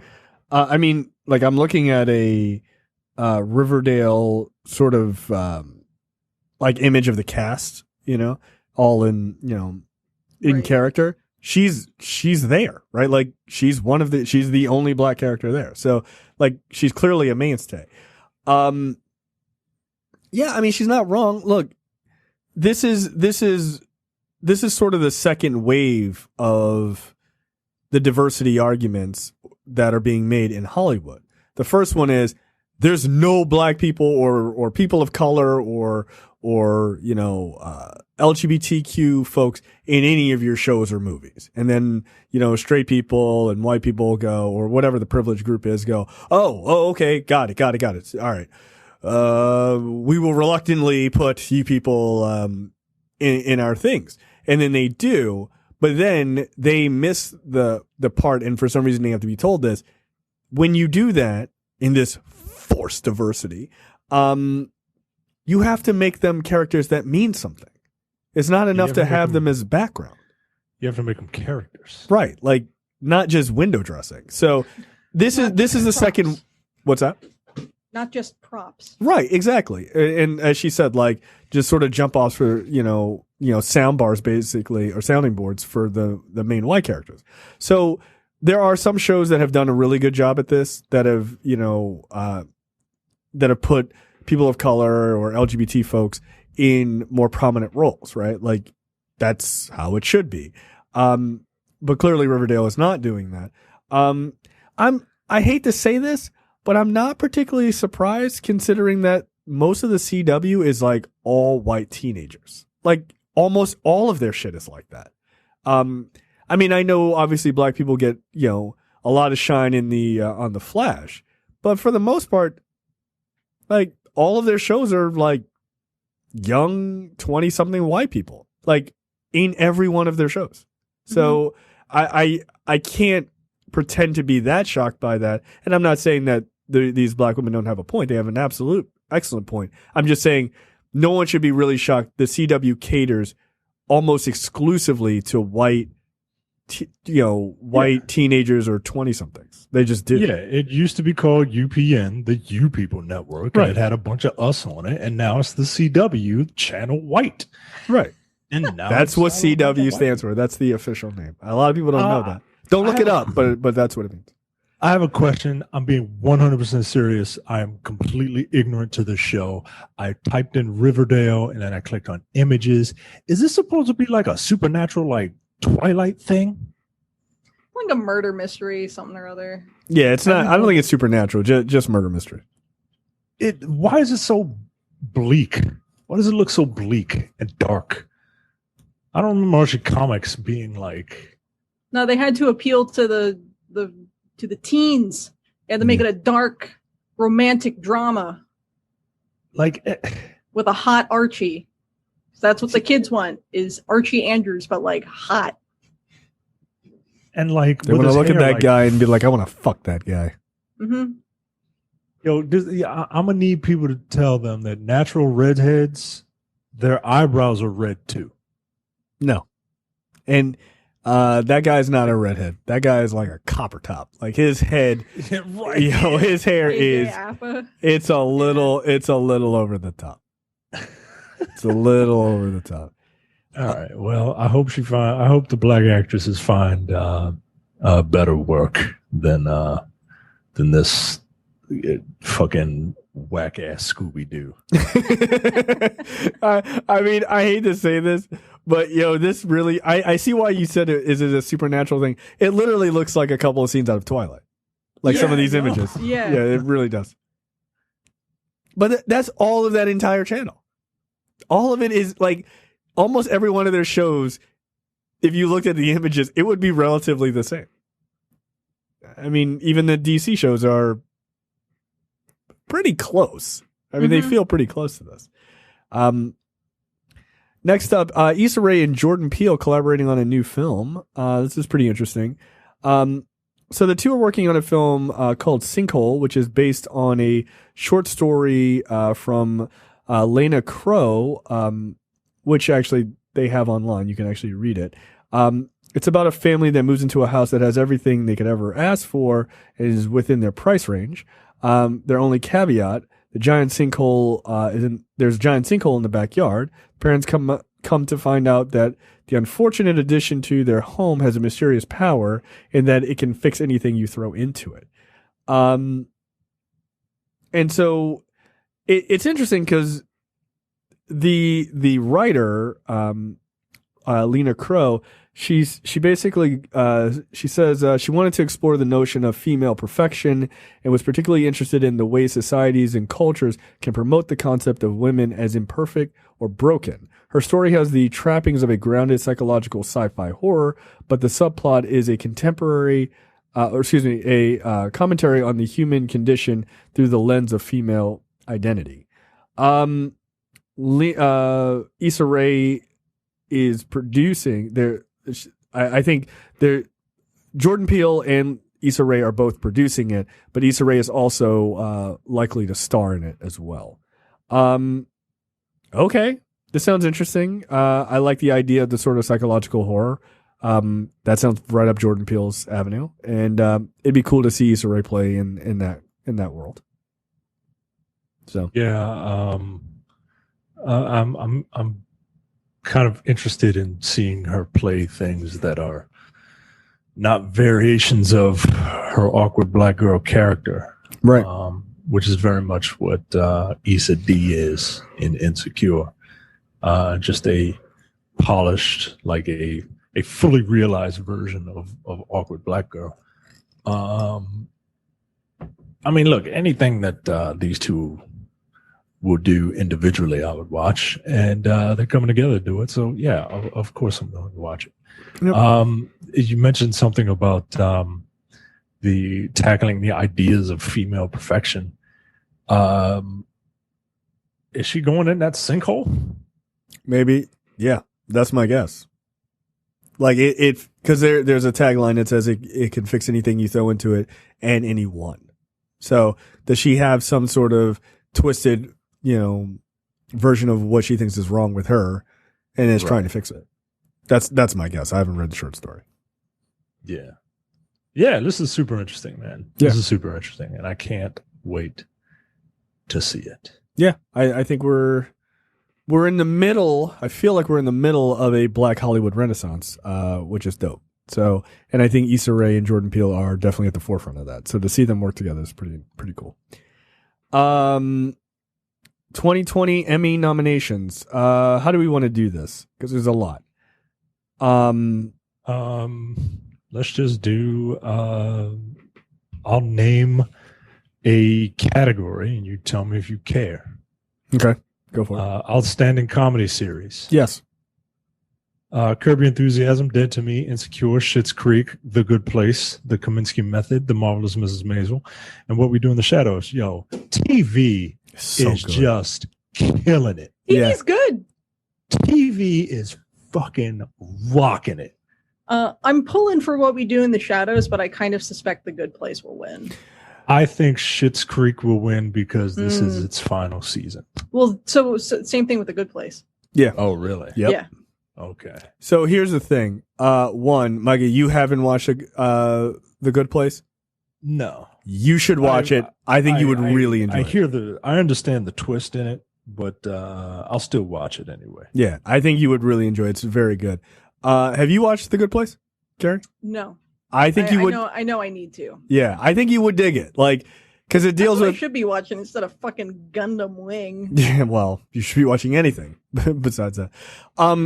Especially for a person, you're gonna burn in hell. If that were real, it's not.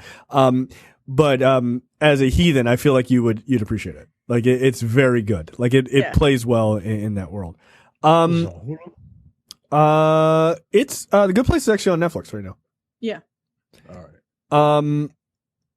I haven't watched the Kaminsky Method. I hear that's very good. I've obviously seen The Marvelous Miss Maisel.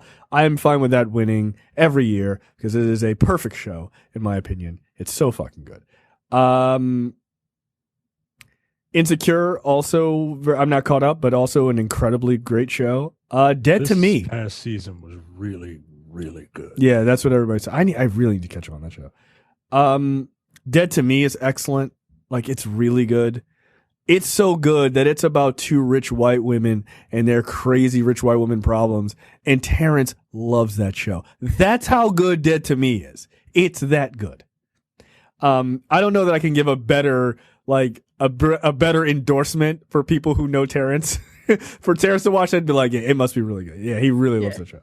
And Curb Your Enthusiasm. I mean, it's fucking classic. What's that? I was going to go on if you... yeah, go for it. Outstanding lead actor in a comedy series. Do we care? Not really. Ted Danson's going to win that anyway. Yeah, as much as I would love Don Cheadle to win it, he's not winning it. Outstanding lead actress in a comedy series. Yes, for a very specific reason. Go ahead. Tracy Ellis Ross in Blackish, Christina Applegate, Dead to Me, Linda Cardellini in Dead to Me, Issa Rae in Insecure, Catherine O'Hara in Schitt's Creek, and Rachel Brosnahan in The Marvelous Mrs. Maisel. Again, every single one of these are very good. I think Catherine O'Hara gets it. Probably. She probably does.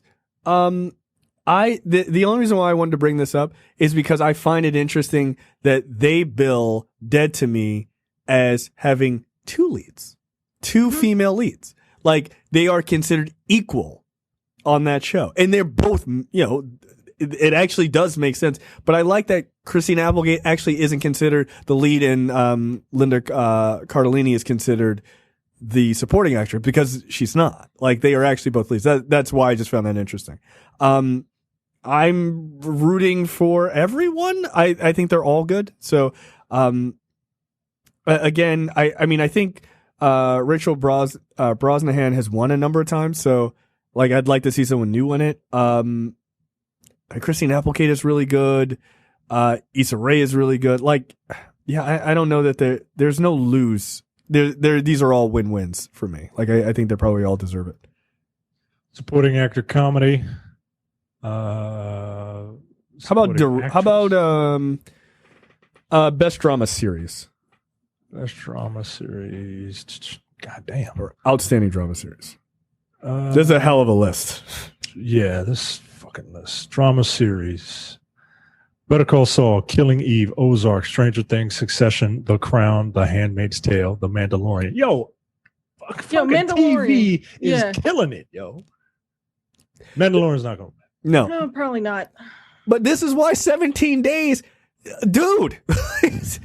Like, who cares? I can wait 2.5 weeks. I've got all of this great television. I've never even watched The Crown. I hear it's really good. I haven't even watched it. My wife loves The Crown. I'm not surprised. Like, everyone says it's good. I have to catch them on Succession. Like, Succession is my favorite out of these, especially for this past season. Right. I love Killing Eve, but Killing Eve is kind of scatterbrained now. Yeah. I love Better Call Saul, but I haven't watched it in a while. Everyone tells me Ozark is great. I couldn't stand Ruth, and I never got back into it. Dude, Ozark, that's my choice. Ozark is the shit. Like, Ozark is super good. I'll say it.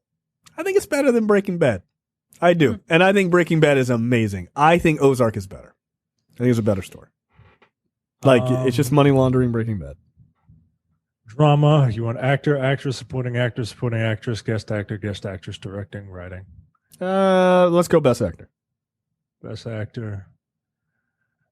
Jason Bateman, Ozark, Billy Porter, Pose, Jeremy Strong, Succession, Brian Cox, Succession, Steve Carell, The Morning Show, Sterling K. Brown, This Is Us.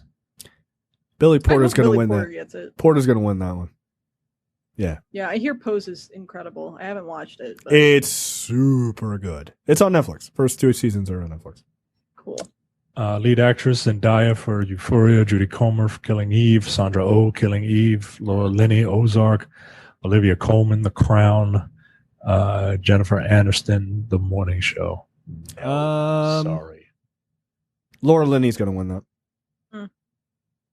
Oh, you trying to tell me Jennifer Aniston doesn't deserve to be the lead No, actor? she doesn't. She really doesn't. Oh. She really doesn't. Steve Carell doesn't either, to be perfectly honest with you. Although, you know what? I hear great things about Euphoria. So Zendaya may actually win that one. Do we care about supporting actor? No. Nah, supporting actress, no. though, it's going to come down to fucking Meryl Streep and Laura Dern. Supporting. Yeah. Big Little Lies, Big which I Little heard was Lies. incredible. Big Little, But, fucking Meryl Streep, yo. Meryl Streep played a villain, right? She Yeah. played the antagonist in that season, and she was just trying to figure out how her son died, right? Like she's just a mom trying to figure out how her son died, and the show made you fucking hate that character. You know what I mean? Like it's really, really good. yeah. To quote Cam from Modern Family, Meryl Streep could play Batman and she would be the perfect choice. Meryl Streep is not bad in anything. She's just not. Like we were talking the other day when someone said they did an interview with Viola Davis, and she was like, I have just as much, like she should be considered the black Meryl Streep. And I'm like, or Meryl Streep is the white Viola Davis, however you want to play it. But like, those two actresses are not bad in anything. It doesn't matter how ridiculous the role is; they're never bad because they give like 4,000%. And you're like, you didn't really need to do that. This show doesn't really require. Like, nah, but I don't show up for less. Like, fuck that. Like, she doesn't. I don't give a fuck about fashion. The Devil Wears Prada is a great movie because Meryl Streep is in it. She's so good, and she is a horrible bitch. Like she is, but she does it so well. You have to you gain so much respect for her for being the epic bitch that she is throughout that movie, and she's awesome. Documentary or nonfiction series, which is a few pages in. This website is terrible. Yes, I it need is. to You get gotta its shit together. choose the search bar up at the top. Oh, Wait, where are you going? Which one are you at? Good lord! documentary or nonfiction series: American Masters, Hillary, McMillions, The Last Dance, and Tiger King. I feel like Last Dance is a shoe-in for this. No, man. Oh, well. Tiger King's not going to win. Tiger King's not going to win. No, it's I hear. Oh, but it's only one episode though. It's episode 7 of The Last Dance in Cult of Personality for Tiger King. It's not all of it. No, you're looking at direction. Oh, am I looking at the wrong one? Oh, okay. Yes. Last Dance versus Tiger King. I would have said it's a shoe in for Tiger King, but I hear Last Dance is really quite amazing. No, The Last Dance more people can relate to. Like more people can, like it's fun to laugh at the. What are you talking about? Billy. You're telling me more people can relate to Michael Jordan and sports around the world than a than a gay meth-using polygamous tiger trainer? Presidential candidate. Thank you. Like, that covers pretty much all the bases. The Last Dance is on Netflix now. I know. I'm dying to watch it. I'm dying because this is my last dance. This is the last time I gave a fuck about sports. So this is what I want to watch my youth fade away. Like I do want to watch it. Limited series, Little Fires Everywhere, Mrs. America, Unbelievable, Unorthodox, and Watchmen. I feel like Watchmen's gonna get. It's gonna be between Watchmen and Little Fires Everywhere because I heard nothing but good things about Little Fires Everywhere. I believe Watchmen picked up 23 or 26 Emmy nominations. Yeah, it was something ridiculous. I said it before. People don't believe me. If Watchmen does well on Emmy night, which it will, the idea that they're not going to go forward with the second season is ridiculous. Yes, they will. Right. They will figure out a way to make it happen. They're not going to walk away from that. Yeah. Too much money on the table. A lot. Just a lot. Also, that fucking first season was tremendous. It was tremendous. Great. But also 8 total for what we do in the shadows. That's good. That's good. That's great. Including the Jackie Daytona episode being nominated for writing. I hope that wins. That's one of the funniest episodes of television I have to start watching that show. I find that guy's humor to be fucking hilarious. All right, let's jump into what the fuck because it's getting late. Micah, take it away.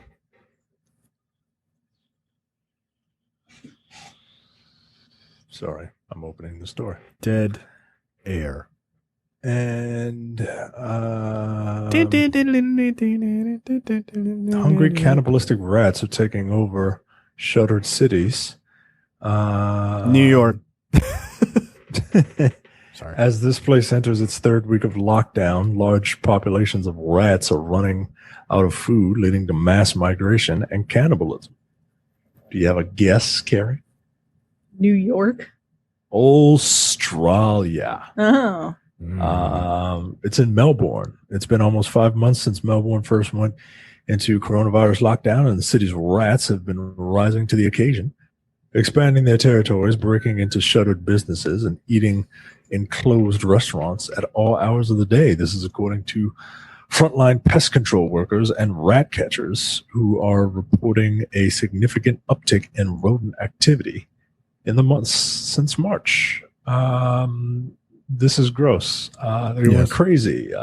Simon Dixon, owner of pest control company Exopest, made a similar observation, claiming that the rats and mice have free rein to run and eat everywhere they want. They can dine at restaurant tables without customers. Ugh. Yeah, this is gross, yo. This is gross. No, burn it all. I'm not an animal person. Apparently, neither is my son.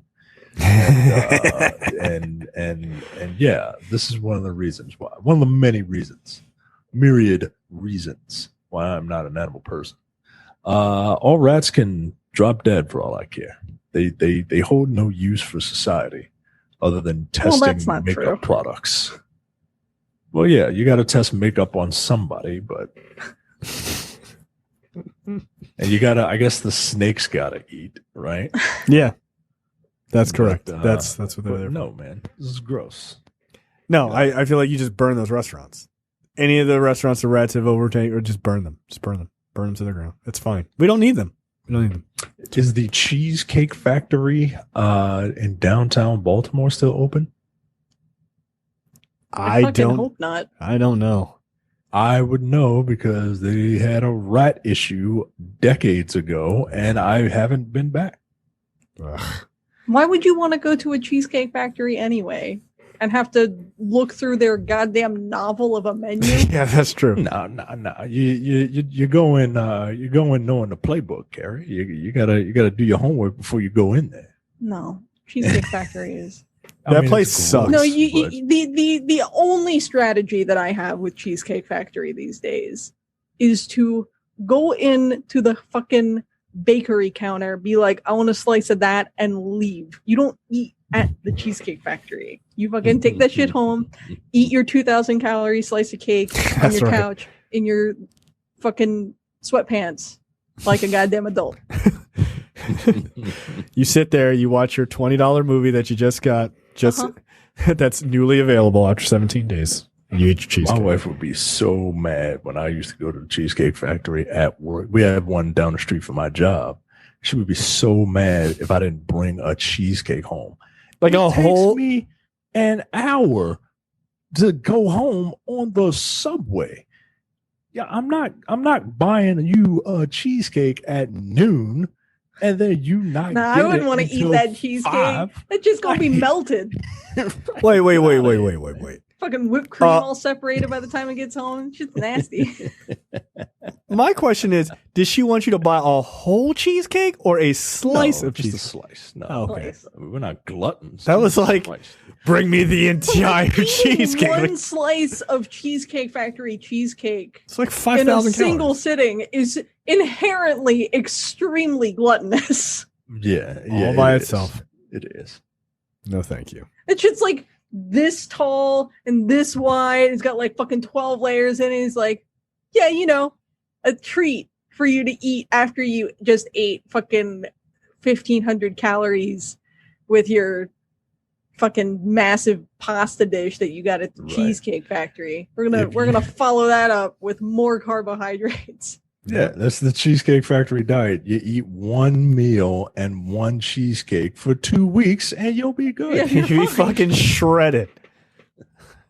I don't feel so good. Yeah, you just had 17,000 calories, you psychopath. What are you doing?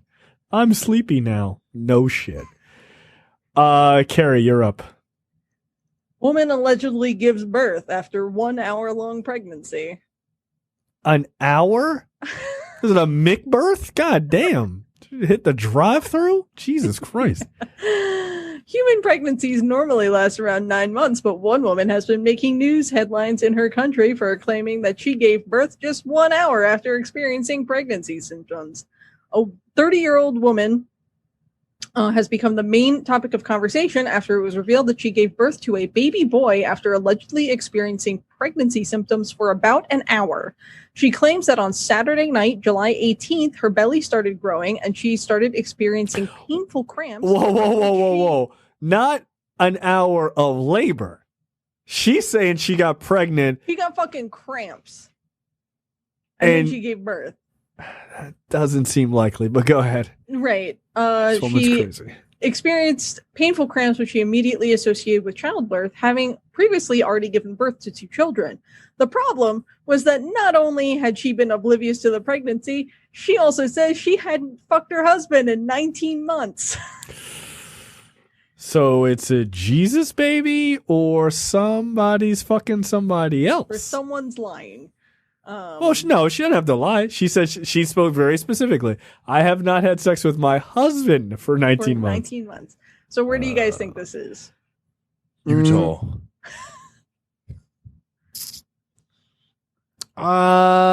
In her country, if you just said that she had a girl, I would not say this, but since you said that she had a boy, I will say China because they keep those in China. They do keep those in China. They keep girls now because they only got like 9 people left. Dummies.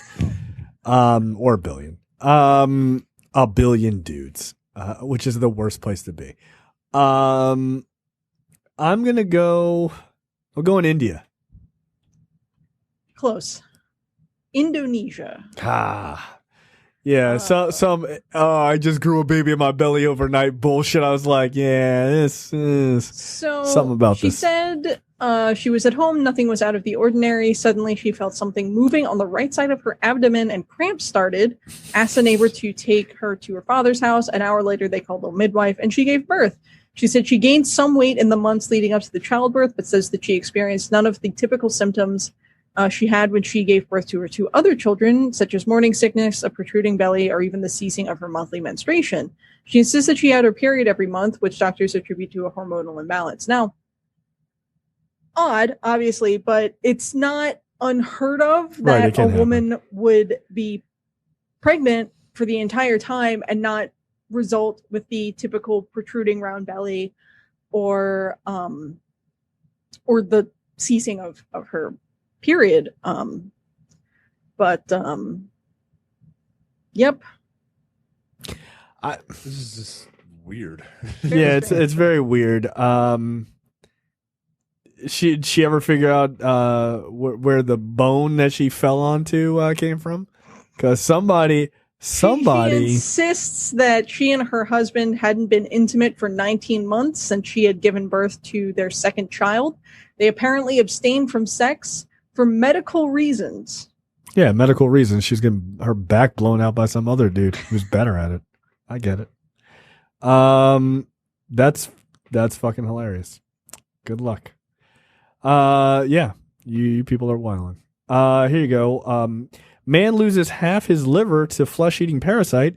He ate an undercooked fish delicacy. In the past few months, a lot has been said and discussed about the type of meat and fish that are sold in this place. Many experts around the world have connected. Never mind.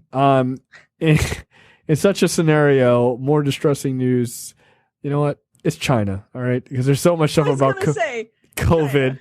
Yeah, it's like many experts around the world have connected the outbreak to the novel coronavirus in wet markets. The 55-year-old patient sought medical help after suffering a loss of appetite, diarrhea, fatigue, abdominal pain, after he ate some sort of weird fucking fish. Yeah, some undercooked fish that had flatworms in it because he got it at a wet market. Don't do that. Don't do that. Don't do that. Go to a dry market. Everyone knows that. Yeah, don't buy animals at a wet market in China. That's exactly how coronavirus started. It's not just from eating a bat, you racists. It's from eating a bat and a palagon. So yeah, this is horrible, and people shouldn't do that. He had to get them removed out of his body, and they were 19 centimeters long and 18 centimeters wide. Yeah. No thanks. I haven't had sushi in months. Now all this is going on. Nah, I'm good. No thanks. Trailers this week. We already talked about Death in the Family. It's a choose your own adventure Batman story / Under the Red Hood.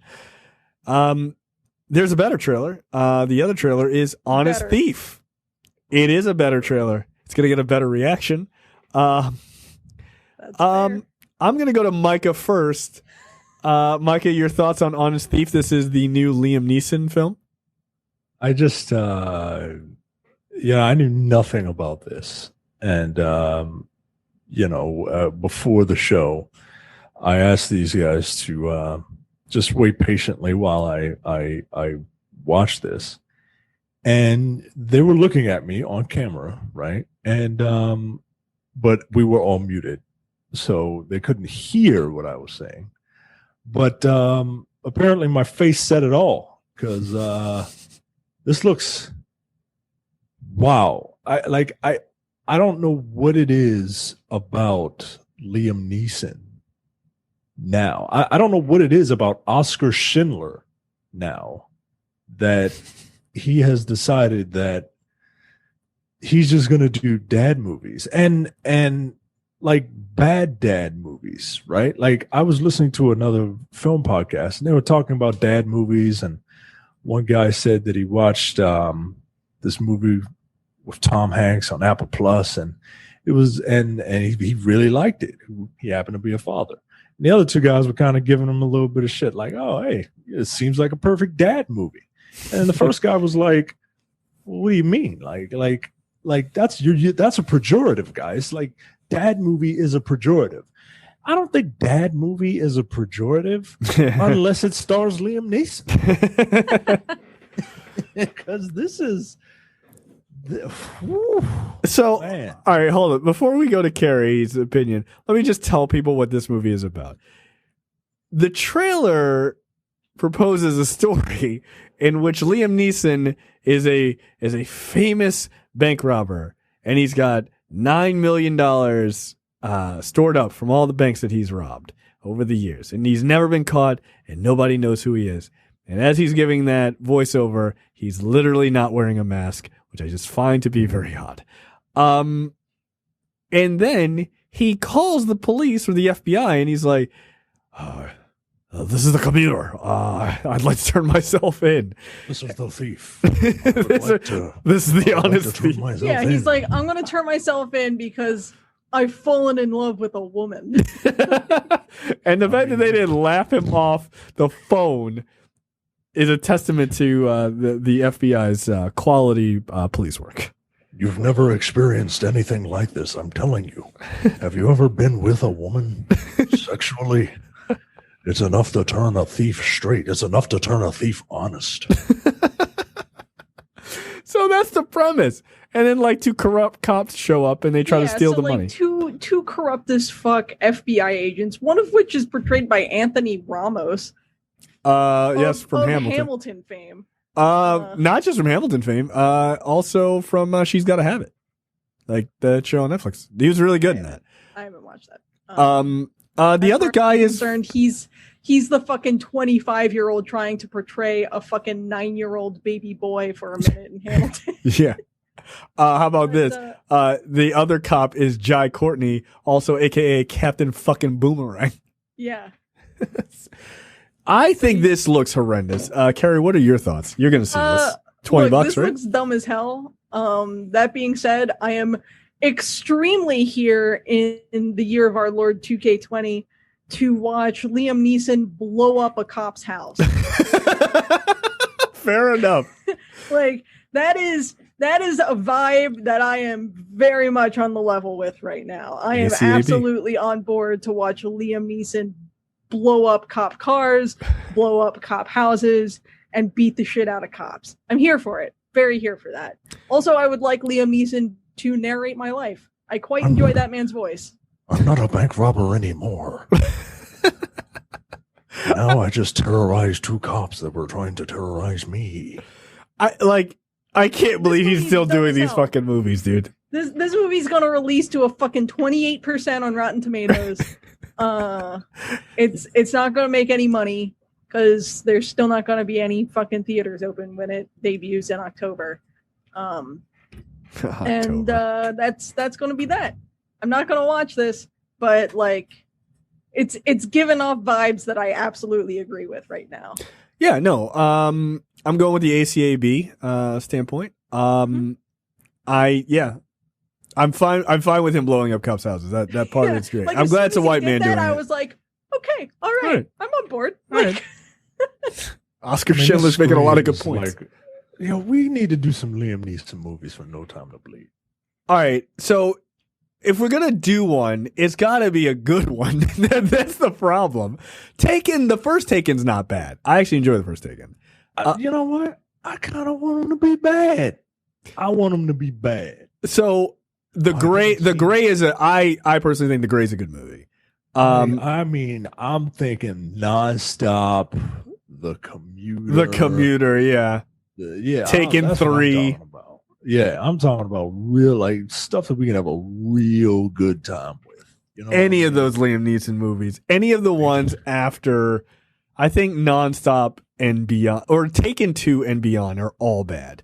The Mr. Plow movie, right, where he's like an ice truck driver. A lot of really dumb shit movies. They're all the same. Movies. They're all dad movies. He was in a movie called The Big Man in 1990. Pursuit. He becomes a bare knuckle boxer. All right. What year is that? 1990. Nah, he was a badass then though. Like he wasn't a loud badass then. Cause he's got the voice. He's like a big guy. But like you can't go Oscar Schindler and then be like, oh, this is the computer. Like it seems very silly to me. Agent Nivens, I'm coming for you. Like that, like it just he's been in garbage. Utter. Like this guy's 68 years old.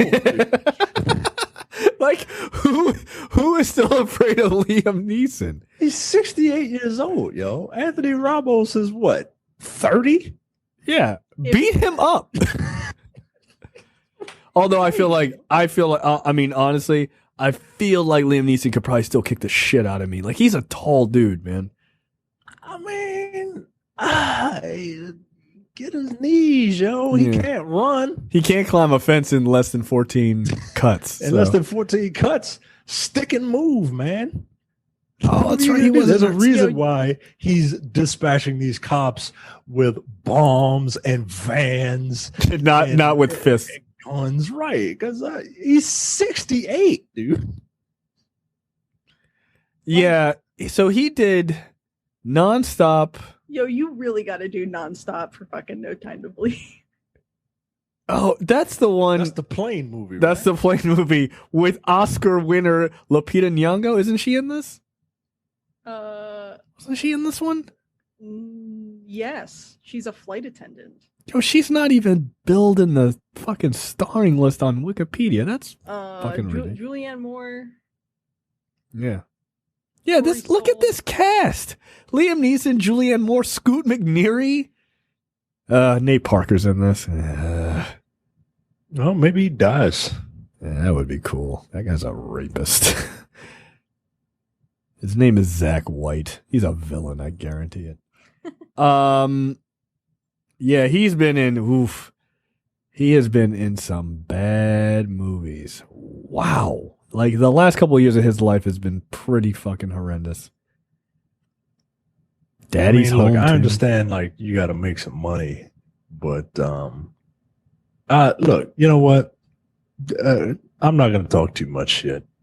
I just I haven't seen a lot of these movies, and I feel like No Time to Bleed is an excellent reason to see some of these dumbass movies. All right, well, you pick the Liam Neeson movie, and we'll do it. I mean, we'll do nonstop. I got no problem. Yeah, I haven't seen nonstop. Looking at a dumb plane movie. What's Run All Night? That's the one where his son is like, they're after his son. Oh shit, this got Common in it. And Joel McKinnon. We might be doing that one, yo. Yo, that's pretty bad, man. But it has Ed Harris. Why is Ed Harris in this movie? He's such a good actor. Yo, Joel Kinnaman. Joel Kinnaman, Vincent D'Onofrio. Yeah, like there's music by Junkie XL. It's probably got a pretty good soundtrack then. All right, this might be the one. It's from the same director that did Nonstop and The Commuter. Oh, okay, all right. No. I mean, we might have to do. I mean, it might have to be Kwame Colette Sarah month or on No Time. Yo, this guy directed House of Wax, the one with Paris Hilton in it. Okay. This is the dude set to fucking direct Black Adam?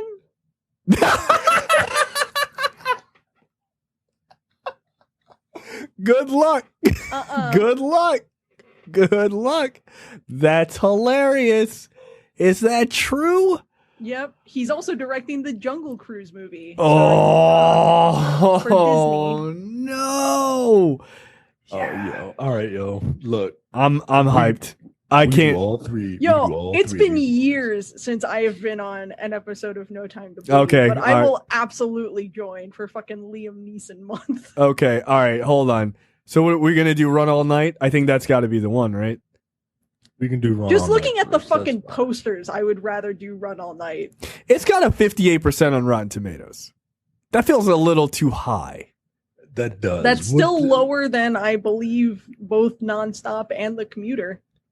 No. Really? No, I refuse to believe that. So the Commuter has a 56%. I'm incorrect. However, Nonstop has like a 61%. How? All right, yo, these movies. Come on, yo. Come on. All right. Well, it looks like we're doing Run All Night. Nah, fuck it. We're doing Run All Night. Gee. Wow, he did House of Wax. He's going to do Black Adam. All right. Good luck, DC fans. Have at it. That movie is going to be shit. It's going to be utter shit. Wow. Amazing. Good luck. That sounds great. Wonderful. I think we'll end it there. I'm so sorry, DC fans. I really am. Just keep living that dream. The Rock as Black Adam. Okay. Any parting words before we go? A new episode of Upstage should be coming sometime this weekend. So yes, tomorrow. Watch for that. Tomorrow. All right. There you go. And Look Forward is recording tomorrow as well. So look for the new episode of Look Forward. Likely it's like Saturday. All right. All right, guys. We'll see you. Hot. Stay cool. Yep. Yeah. Jesus Christ. This guy's filmography is not good. All right, guys. We'll see you next time. See ya. See ya. You're watching the Nerdpocalypse YouTube channel. Make sure you click that button to subscribe and check out our weekly podcast where we talk about movie, TV, news, tech, and weird stories from around the internet.